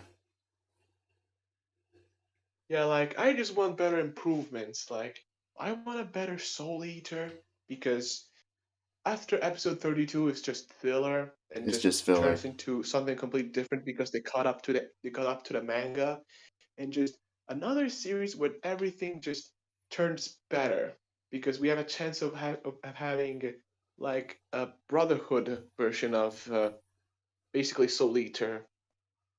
Yeah. I mean, shit, if we're talking about things that need better adaptations, Castlevania would also be another one that like really needs a The better. first two seasons were really good, but I It, definitely I agree with Lolly. I agree with Tal on this that it should have been like JoJo. You should have focused on the other like generation of the Belmonts, which would have been really cool to see. But yeah. yeah, Tokyo Ghoul. I would I like to mean, see you that could get also get rebooted. some freedom in the middle. Get some What? freedom in the middle. Yeah. Yeah, like Fuck it, might as well create another continuity where you basically just follow the same thing and maybe, who knows, we could actually do something a bit more free ranged into it. Like, another generation of the Richters, just not really dealing with Dracula, but with more minor vampires. There could have been, more more like minions of Dracula, just to keep his reign of terror going during his eternal slumber. mm, yeah. Oh yeah, I see what you mean. Having like giving Dracula a bit more of a presence during his slumber by just having his servants or lackeys or whatever kind of go out and cause Which chaos and unironically would mayhem just for him. be would just which if I had some power over it, it would just be actually creating something similar to his power, something like the fucking Pillar Man. Cause yeah, I just like the Pillar Man. That's all. I just want to see more of such things. Yeah. That or probably that guy who's probably thinking he's basically Dio, just hot shit who just wants to rule the world and saying fuck you to the big guy. Mm. A guy who gets over his head and is too cocky. Mm. Oh I yeah. mean, I guess he could also just go past fucking Drag. He could also just go past fucking Alucard, shit talk him, and actually be at the same level as him. Cause why the fuck not? Let's add some spice into it. Mm. Because unironically, I have a fuck ton of ideas in my mind, and I guess the big ones would probably be okay. This is gonna sound fucking embarrassing, but I have an idea on fucking remaking Steven Universe into something completely different and just squeezing all that potential that he had out of Oh its marrow. boy, I wouldn't even touch Steven Universe. Like I don't uh fucking care about the tumble rights. that It's that mine now. It is my claim to mold. Fuck them. no that They can that go put the knot. that Get bent. entire thing is just lost. There is no saving it. In season one, there were glimpses of good things. There Uh, is many things that you can do with this, and my mind has bent it to its own shape. And I'm mm, not changing a few rules because fuck y'all, I can do it. It's fan mm, fiction. Blow me. right. Well, oof. So what about the I Vosh might. and J.K. Rowling situation? Segueing into that, that was actually pretty interesting. Haven't heard anything recently as of late, but since we all It's a know fucking J.K. shit Rowling, show. oh It's a yeah, fucking shit show. That's what it is. that's what it is. Yeah, Since we all pretty much basically the hear, most. Right? Go ahead, Lone. all right, since we all here pretty much know that Rowling has some specific opinions that trigger and get upset very specific people, it's kind of interesting seeing a certain someone like Vosh actually like, well, he said things about Rowling before, but this time is different. On Twitter, a certain thing happened. Rowling responded, and the floodgates opened. And since Rowling has a very massive following on Twitter, this kind of made news.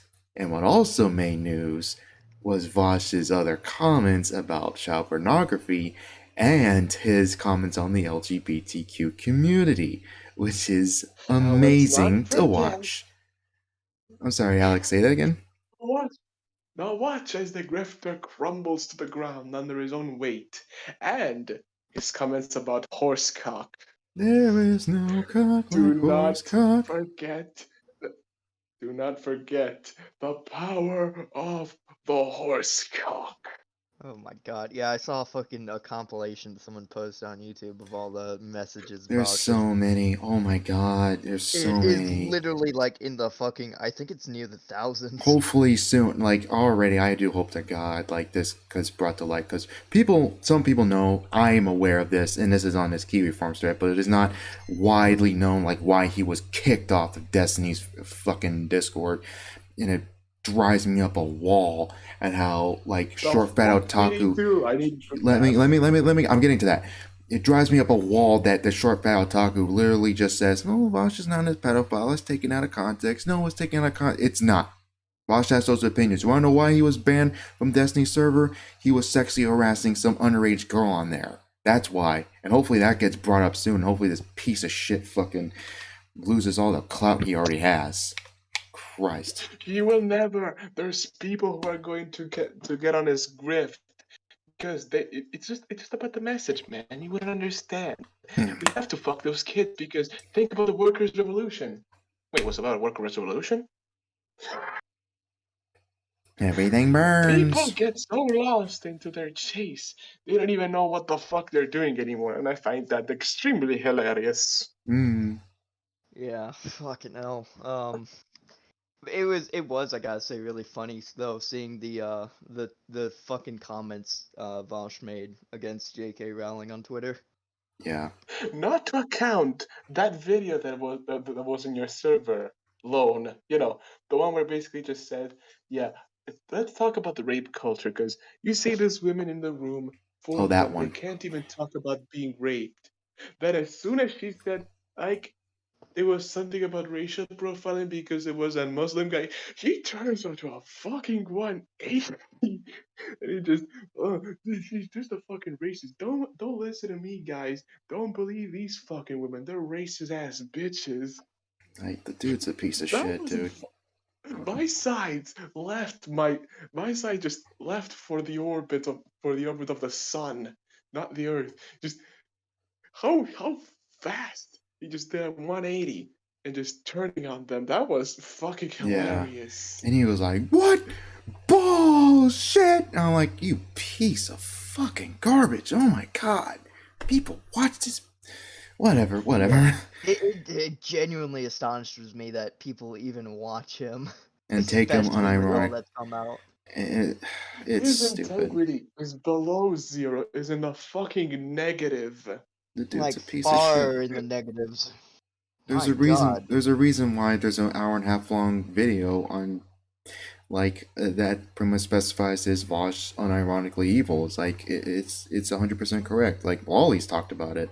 Also, Doomer He's a Media. fucking grifter. That's all it's about it. Yeah. He will do anything to Oh get the yeah, grift Numa going. Media This too. thing is profitable as fuck because all those rich white socialists who want to feel better because daddy told them they're not, because they either grown up without a father or daddy told them they're not going to be anything special. Well, this happens. Or they just got in by the propaganda. But It's it's that honestly it's doesn't happen too much. it's It's all just yeah. grandstanding. It's all a grift. All these fucking commies and socialists stuff. Love to bitch about capitalism. Literally, are seeing millions and millions of dollars and getting corporate backing and seeing more money than you and I will see in the rest of our lifetimes. Like they wouldn't profit from it. They wouldn't profit the way they're profiting in a communist or socialist society. It's fucking stupid. Oh fuck They'd no. be shot. They'll be shot. They'd be Yeah, dragged down in the they'll be street and dragged in the shot. streets That's the point. and shot one at a time. That's Yeah. what happened. That's what happens every time. And when a society crumbles and communism or socialism rolls right in, it happens all the time. It gets rolled right And I'm out. saying that from a guy who had both in my country. Mm, You know? yeah. That's what I anyone mean, in Europe who had it in their own country would say. It's bullshit. Yeah. yeah. I mean, what You really get down to it, communism in actual practice is literally just authoritarianism with extra steps. Yeah. It is only for people who just want to get, be on the top and be the ones in power. And of course, that leads to everyone backstabbing each other and, trying to fill up that vacuum, the power vacuum on their own, or this or that, or whatever. And That's how it's one Stalin of got those in things that power. inexperience of myself and countless others, um, is really just something only pushed and used by terrible people. Yeah, the fact that Terrible there are people. idiots out there who are unironic, like anarcho-communists, like make no sense. That's an oxymoron in on itself. You cannot be You can't against have an this. anarchist You society cannot and have an an anarchist, authoritarian one. an authoritarian one. That freaking anarchy. They legit just delete the human component of this. They believe, oh, everyone is just, they're gonna do this. Don't worry, everything is gonna go according to plan. Well, Plans see, are inherently anti-authoritarian, anti-anarchism. Anarchism doesn't have any plan. I don't even think it's about that anymore. Because obviously, if you have half a fucking brain, you can realize that this shit just like all the the It's just more or idealistic less standing. yeah, well, like all the idealistic dribble of like communism and ideology. The Everybody academias, who has half basically. a brain or knows half of what they're talking about by now knows that that isn't how the world works. I They're personally just think it's just bullshitting a way. themselves. Yeah, I personally think it's just a way to get people to be like, "Oh yeah, that sounds really good. Yeah, yeah, let's support this." Just so that people, pieces of shit like Vaush would have the opportunity to end up getting into power because they think, oh, I'm leading this communist revolution. Everybody thinks communism is the best ideology, blah blah blah. And if you look at it just on paper as like an ideology, yeah, it would certainly seem that way, but like I said, by now everybody knows that that's not how the world works. Yeah. It's a false promise. It's meant to lure people and attract people into supporting it so that they can end up supporting getting pieces of shit like that into power. Mm, Same thing goes for fascism. Yep. It's for poor virgin boys who believe this is just gonna make them true fucking men. While in actuality, it's just gonna make them fucking bottom bitches. It's the Yeah. same concepts. Like, it's that sort of stupid shit that makes them believe, they're the true alpha Chad, where they don't have any fun. They're not allowed to have any fun because fun is for soy boy Wojaks or It's some other literally dumb just retard. it's just two different things that appeal to different audiences basically. But at the end of the Yep. day, they're the same exact thing. Like there was something I actually learned in school, funnily enough, from a very, very good American history and just overall a really good teacher. He touched up on the subject of politics, of course, and all the different ideologies and all that. And he showed us a video on YouTube of so the political spectrum of like far right, far left, and yada yada, right? You know how people Yeah. see it nowadays, where left is like Democrats and socialism, stuff like that, and then communism, and far right is like Nazism, fascism, stuff like that. which is a false dichotomy, and that's a massive lie that left has Yep. actually perpetrated. Yeah. Yep. And that is exactly what the video talked about. It was actually showing that like no, that's not how the spectrum actually is. It's actually based on level of government power. So far left would be communism, fascism, socialism, kind of like in between like it would be like behind communism and fascism. Um and stuff like that. And then on like far right you would have like anarchy, like Small government, small libertarianism. government, yeah, libertarianism, stuff like that. And then in the middle as like the moderate, it would be like, oh, I should also mention that Republics, democracy. um leaning more to the right would be democracy. because straight up democracy is just, you know, power of the majority, which kind of leads more into like libertarianism, stuff like that. What would actually Yep. be like the true moderate would actually be like republicanism, where you're, you know, under a republic, where you have, you know, you still have power in the people. People can still, you know, they still have the rights, they still have, you know, the ability to vote and stuff like that, but the government also has to have some, you know, level of power, and that's kind of, you know, where you get the whole balance of moderate, being a moderate. Yep. Yep. And yeah, That's honestly a really good point. yeah, yeah. Like I said, he's a really good teacher. Because that's something I didn't even know until that point. And it actually makes a lot more sense because yeah, that would actually be a sensible political spectrum because just having it of you know, based off of more government power and less government power just straight up makes more sense, especially when you consider that communism and fascism basically go right hand in hand. Exactly. And it's insane how I'm people. saying that I'm saying that also is factual because need to remind you, the guys who made fascism here in Italy were basically ex-socialists. Both, Yeah. Both Giovanni Gentile and good old Benito. You Yeah, know, and I believe, if I'm, correct me if I'm wrong, but wasn't fascism, like Nazism, based off of like socialist ideals and values, where it Mm-hmm. was like socialist fascism basically. Yep. base.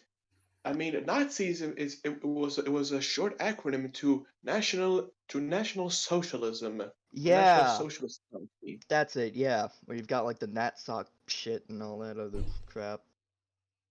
Yep. So in a theory, Natsock, the fucking Natsock thing, it's basically possible because I mean, yeah, it's National Socialism. It's literally in the name, and that is not only like that whole thing came directly from of like or got inspiration from like Nazism and fascism. It in many ways basically already what was Nazism and fascism, and you know that for vein of fuck's fascism. for fuck's sake, Stalin was doing the same thing with the Jews that Hitler was doing. Same thing to kind of after the after war, because he was a fucking anti-Semite. I mean, Hmm. yeah. So I mean, I have you ever it heard honestly of the surprises Nazi me. plot? It honestly surprises me that the more mainstream like political spectrum has basically been allowed to go unchallenged the way it has for this long, considering that you have the actual fucking political spectrum that is not only more accurate but also easier to understand. um Yep, yeah, it astonishes me. yep. Not to account that. Should I remind you about the doctor's plot that Stalin had? Sure. You know how a lot of popular and famous doctors are of Semitic origins. Mm-hmm. Stalin just didn't like them at all and thought they were all plotting onto him to kill him. So he came up with a plot just to get them away. Not only he told his guys at the Politburo to get someone to write down the protocols of Zion, where it's basically just guys sitting around in a room just plotting to take over the world. So He basically just closest we can get to real life Illuminati. he just told them to write this shit down so we can go and persecute them. Because back then anti-Semitism was more accepted. And with this excuse, he just started to just kidnap doctors and just do whatever the fucking wanted with them, especially all Jewish doctors Yeah, and I some know. other Jews, It was either because that regime or it was either that regime or another communist regime that I know that literally just decided, okay, you know what? Fuck all these like important like people and organizations in terms of like having a decently advanced society. like doctors, healthcare I mean, thanks workers, to like that, that's. other I kind mean, of stuff thanks like to that. that, And that's how basically. well, hold on, Alex, let me finish. Basically, Okay. the whole thing was he got rid of all the doctors, healthcare workers, like I think there's a couple other groups, just like people who provided valuable infrastructure to the society. Um, basically his idea was to get rid of all of them because I forget the exact reason. He basically just didn't like them, and that ended up kind of biting him in the ass because next thing you know, he ended up needing a doctor, and there weren't any qualified doctors left. That was I, Stalin because in around 1954, I think, he had a stroke. mhm. He was there at the night. He had a stroke and just fell on the ground in a puddle of his own piss. Nobody dared to go there because, you know, don't interrupt Stalin unless you want to get executed. Oh yeah, The I know that morning story. the maid came in and nobody even dared to call a doctor because, you'll be tried for treason due to the doctor's plot. So they kind of did a bit delayed, and because of that, he was basically on death's door. Mhm. So thanks to his incompetence, this happened. Yep. Good old karma. Yeah. Yeah, It's. kind of came to kindly bite him in the ass. Mhm. Oh, and just so that because of the fact we kind of got derailed from the Vosh J.K. Rowling Yeah, thing. that's fine. Not a big deal. Yeah, I just recommend like if you Yeah. do make an edit of this podcast, go ahead and like link some of the fucking images and quotes off Oh, of Twitter definitely, and stuff. absolutely. That's the easy part, honestly, when it comes to editing stuff. That's the Alright, easy hell yeah. part. It Oh, wouldn't be that's that fine. hard. I have the video saved and stuff. Cool deal, cool deal. Nice. Anyone seen that trailer for the Okay. that one movie, The Northman? No, I have not, but wasn't it made by the same guys who made The Lighthouse? I think so. What? Might be. I know it's 824. I think it's 824. Yeah. We're talking about The Northman, Alex. I believe it's made by the same guys who made The Lighthouse, which if you haven't seen that, that's also a really, really good film. I I have believe it. seen it. I have Okay, seen good. it with my boys. I've seen it. Hell yeah. Yep, I've seen it with that. I've seen it with that on my D&D server because sometimes a guy I know just decides to stream something because he wants a movie night around our time. Last time I think we were just watching Samurai Champloo. Yeah, it was Samurai Mm, Champloo.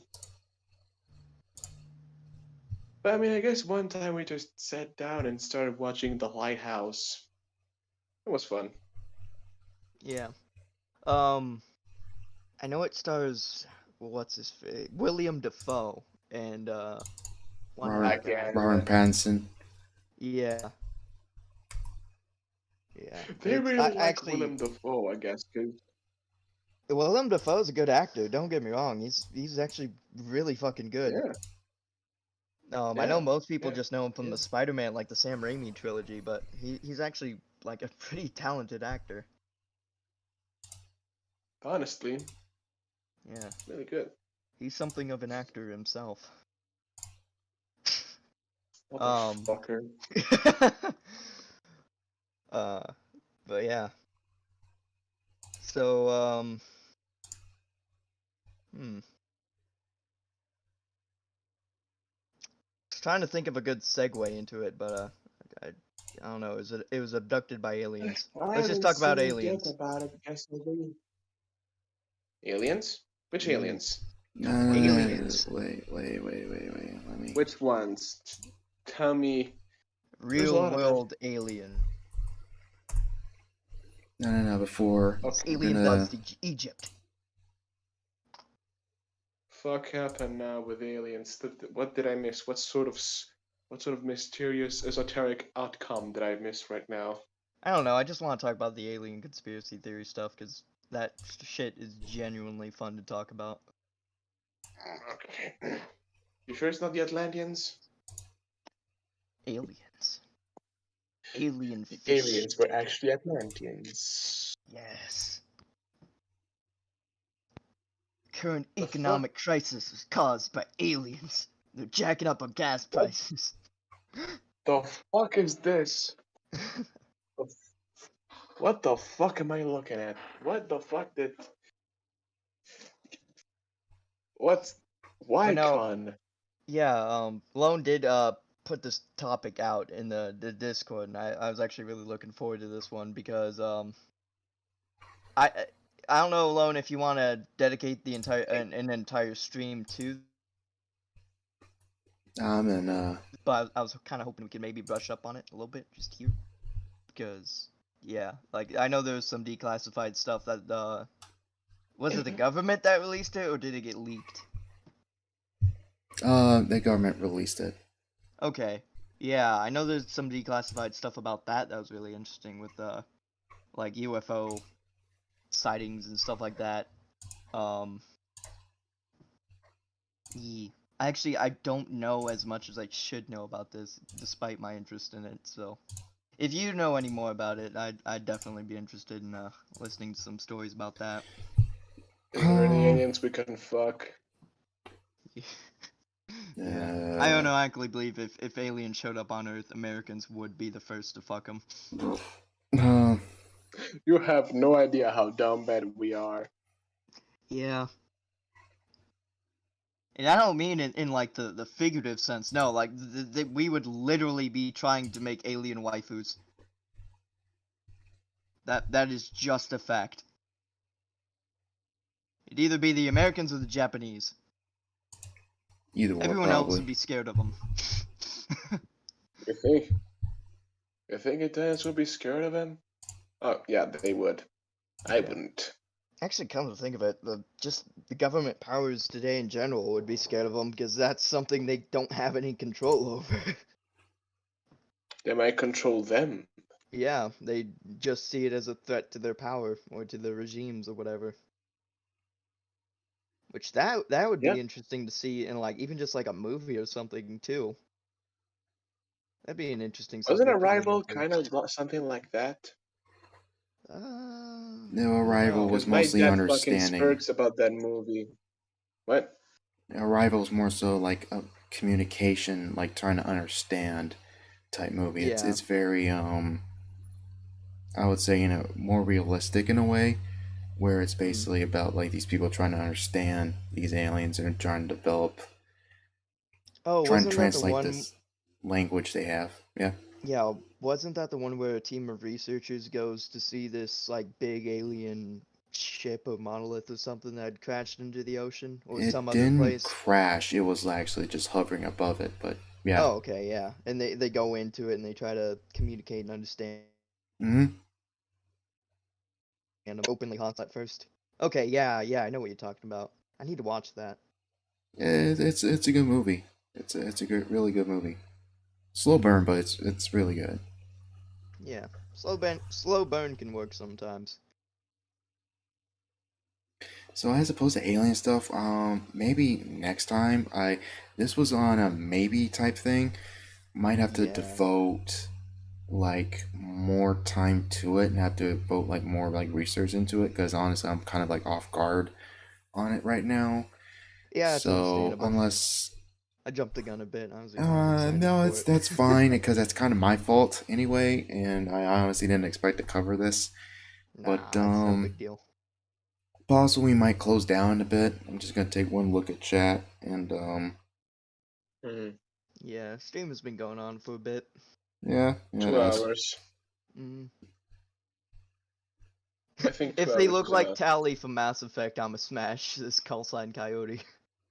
Hopefully, it doesn't have the What? same immune system as Tally. That's gonna be a Right. problem. Yeah. I mean, at least let's hope it's not like the fucking Mars invaders or any of the alien races from 40K, because then we're Yeah, fucked. if aliens like the fucking Tyranids showed up, yeah, we're just fucked. Or, At or least even with the just a UFO fucking. set, at least with the UFO sightings, it doesn't seem like it'd be anything like that though.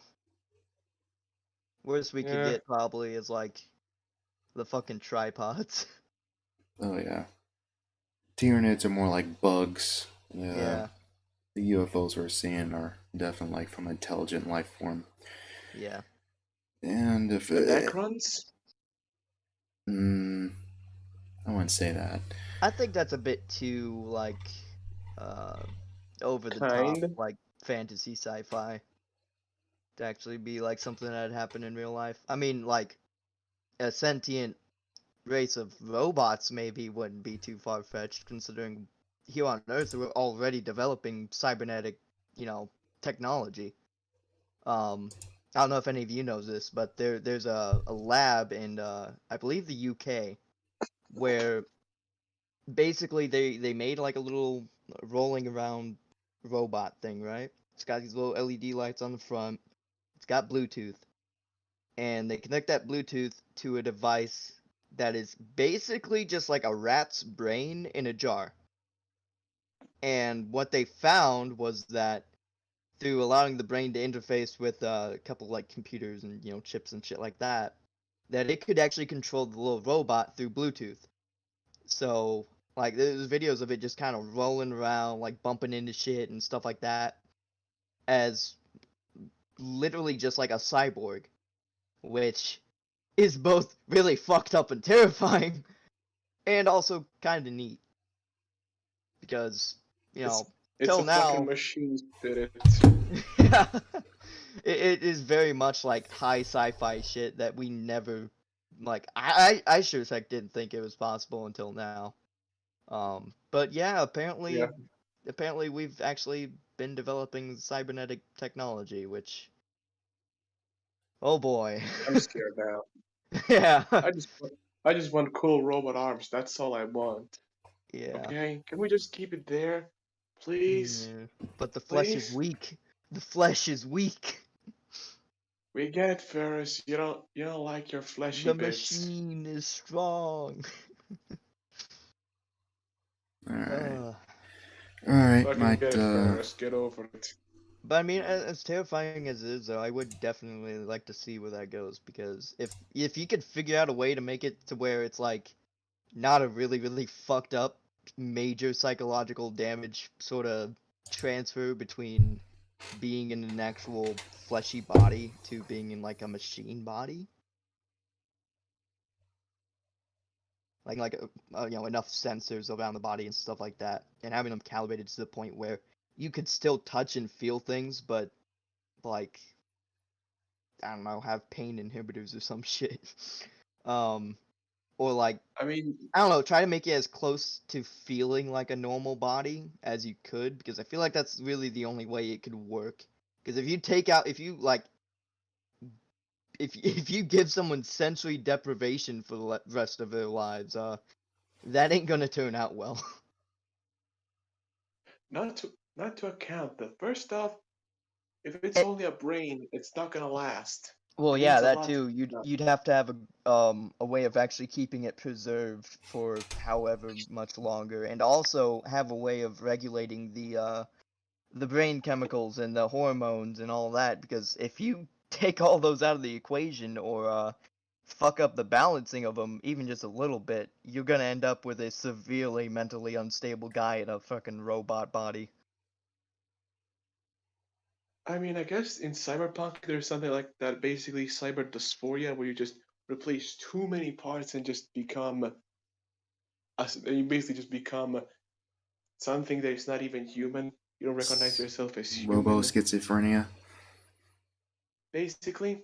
Oh yeah, And I yeah, think there was something else like that. I think it was, yeah, basically yeah, RoboCop. And yeah, RoboCop, like that. basically RoboCop and RoboCop do, you know, Hmm. Oh yeah, you RoboCop know, touched on that a bit too, where it's like, holy shit, this is fucked up. Like, what happened to my body? Yeah, that would definitely not be good. That would not be ideal. Um, yep. yeah.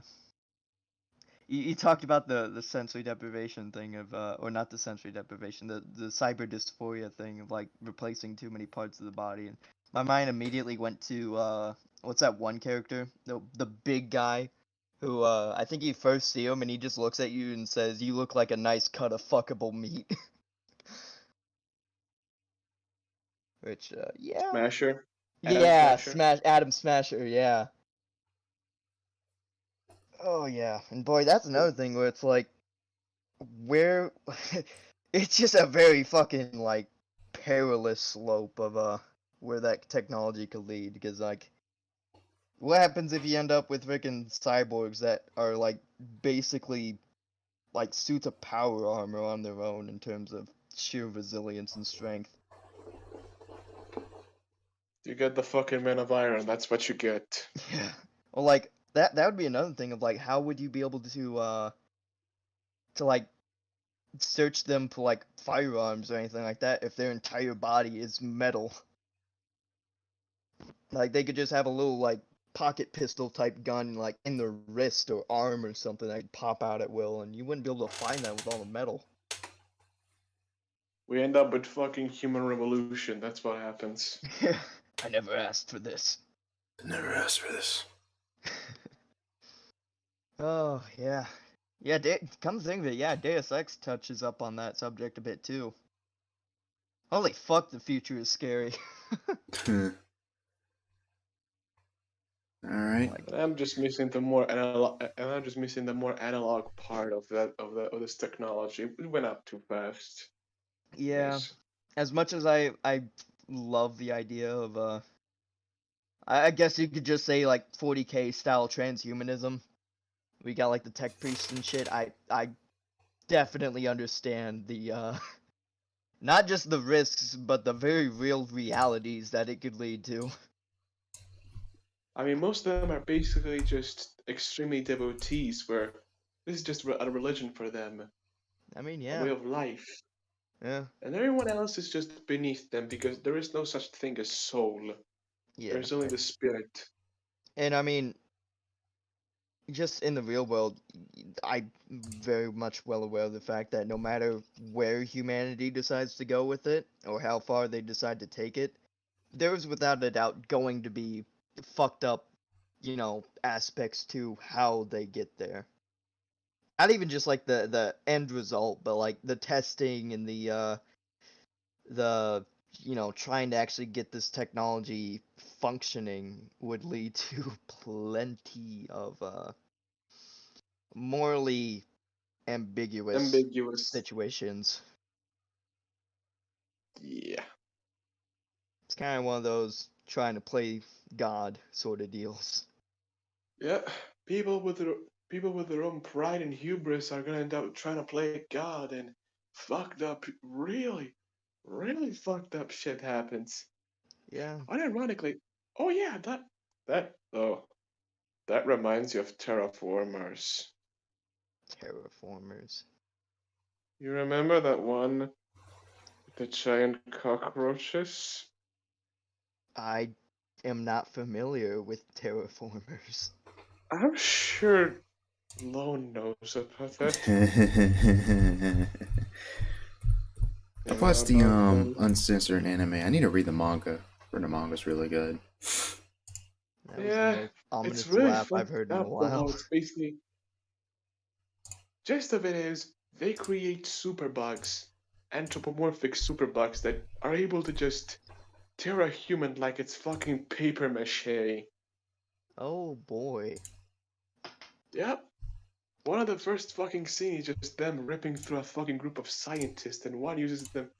They just, you just see one just pulling one of their heads, and uses the spine like a fucking whip to cut one in half. Mm. Kind of metal, but Jesus, that's Oh, fucked up. that's where that fucking image comes from. I've Yep. seen that image Abunga. of the That's where a cockroach bunga. guy. That's where a bunga comes from. A bunga Obama. That's where that comes from. It's Ay, supposed to be like Neanderthals. That's what they're supposed to be like. They're evolved, gotcha. like super evolved. That's what The they're eyes supposed to be like. unsettle me. Yeah. The eyes really unsettle. I I don't care the do. undertones. The eyes just spook the fuck out of me. Yeah, it's definitely very much Uncanny Valley. But Alright. yeah, For the no, purpose. back on the subject because I'm gonna talk about this a bit more because I fucking love spurging about it. But back on the subject of the cybernetic stuff, I've actually looked a bit into it, and like you have the other alternatives of like just like gene therapy or like regoing or just Be straight right up back. transplanting lost limbs. Which there's also actually done today. There's a scientist in not a scientist, there's a hospital that does it. Forget exactly where in the world. I don't think it's not in the US. But basically what they do is for people who have lost limbs, they will typically have other limbs donated from people who recently passed away that they, keep preserved in, cold storage or whatever. And they'll get that limb and basically try to transplant it onto the lost limb of the still alive person so that they could basically have a new like human arm or leg again. The problem with that is that the human body recognizes that it is a foreign um, biological source, and therefore it activates its like immune system response and all that, and it basically tries to fight it off like it's a virus or something clinging onto them that isn't supposed to be there. And this leads to limb rejection, which um, causes all sorts of health problems, a lot of pain, lots of like there's times where the attached limb will go into a state of necrosis, I believe. Um, Infection through clots. yeah, stuff like that. Um, and if that, even if that doesn't happen, even if the body ends up accepting the limb and all that, there is still the fact that it will not exactly work and feel the same way that the original limb you had did. Oftentimes there's limited functionality with that limb. You might not be able to have fine motor adjustment with it. You might not have full sense of feel. It might kind of feel numb all the time, or you might get random pains, like kind of burning sensations, stuff like that. And a lot of like the proposed solutions to that is stuff like gene therapy or altering genetic code or whatever, or even just straight up the idea of taking genes from animals that can rego limbs like axolotls or whatever, and basically splicing it with human DNA to give humans the ability to do that.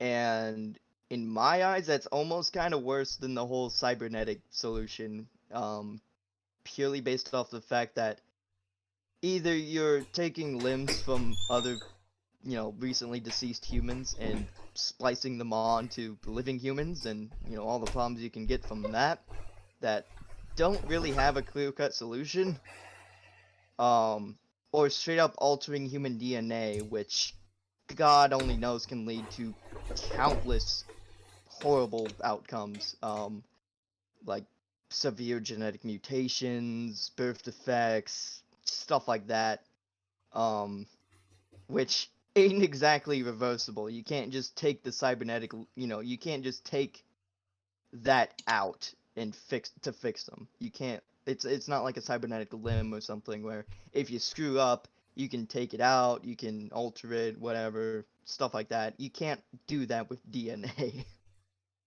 um, So I mean, as far as stuff like that goes, I still feel like cybernetic stuff would be the most ideal way of going about it. But even then, that, like I said, it has plenty of its own fucked up outcomes and unforeseen consequences.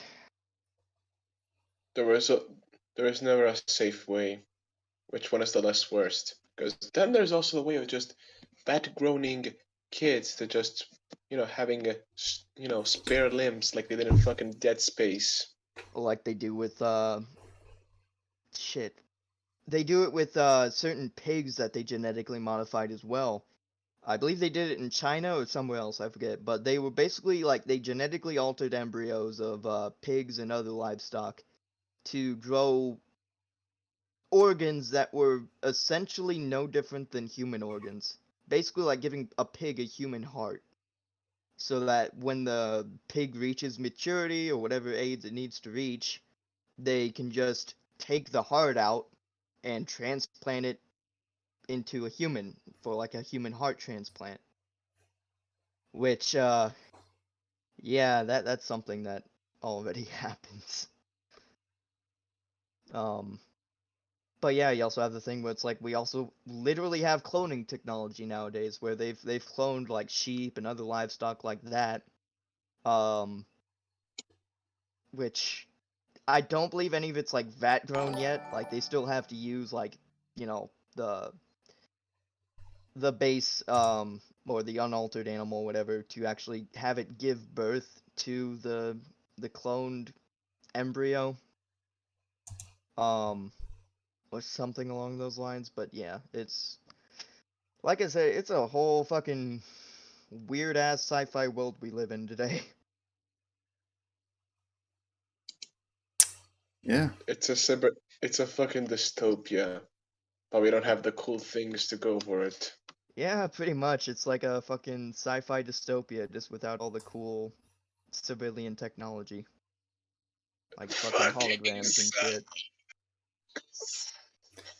All right. I want my robot arms. I guess with I that, want my we'll take it to a robot close. arms. That's all I want. Sorry, Lone, what was that? Well, I guess for now we'll take it to a close. Catch you guys later. Catch you later, chat. Yep. Yep, it's fine. It's fine.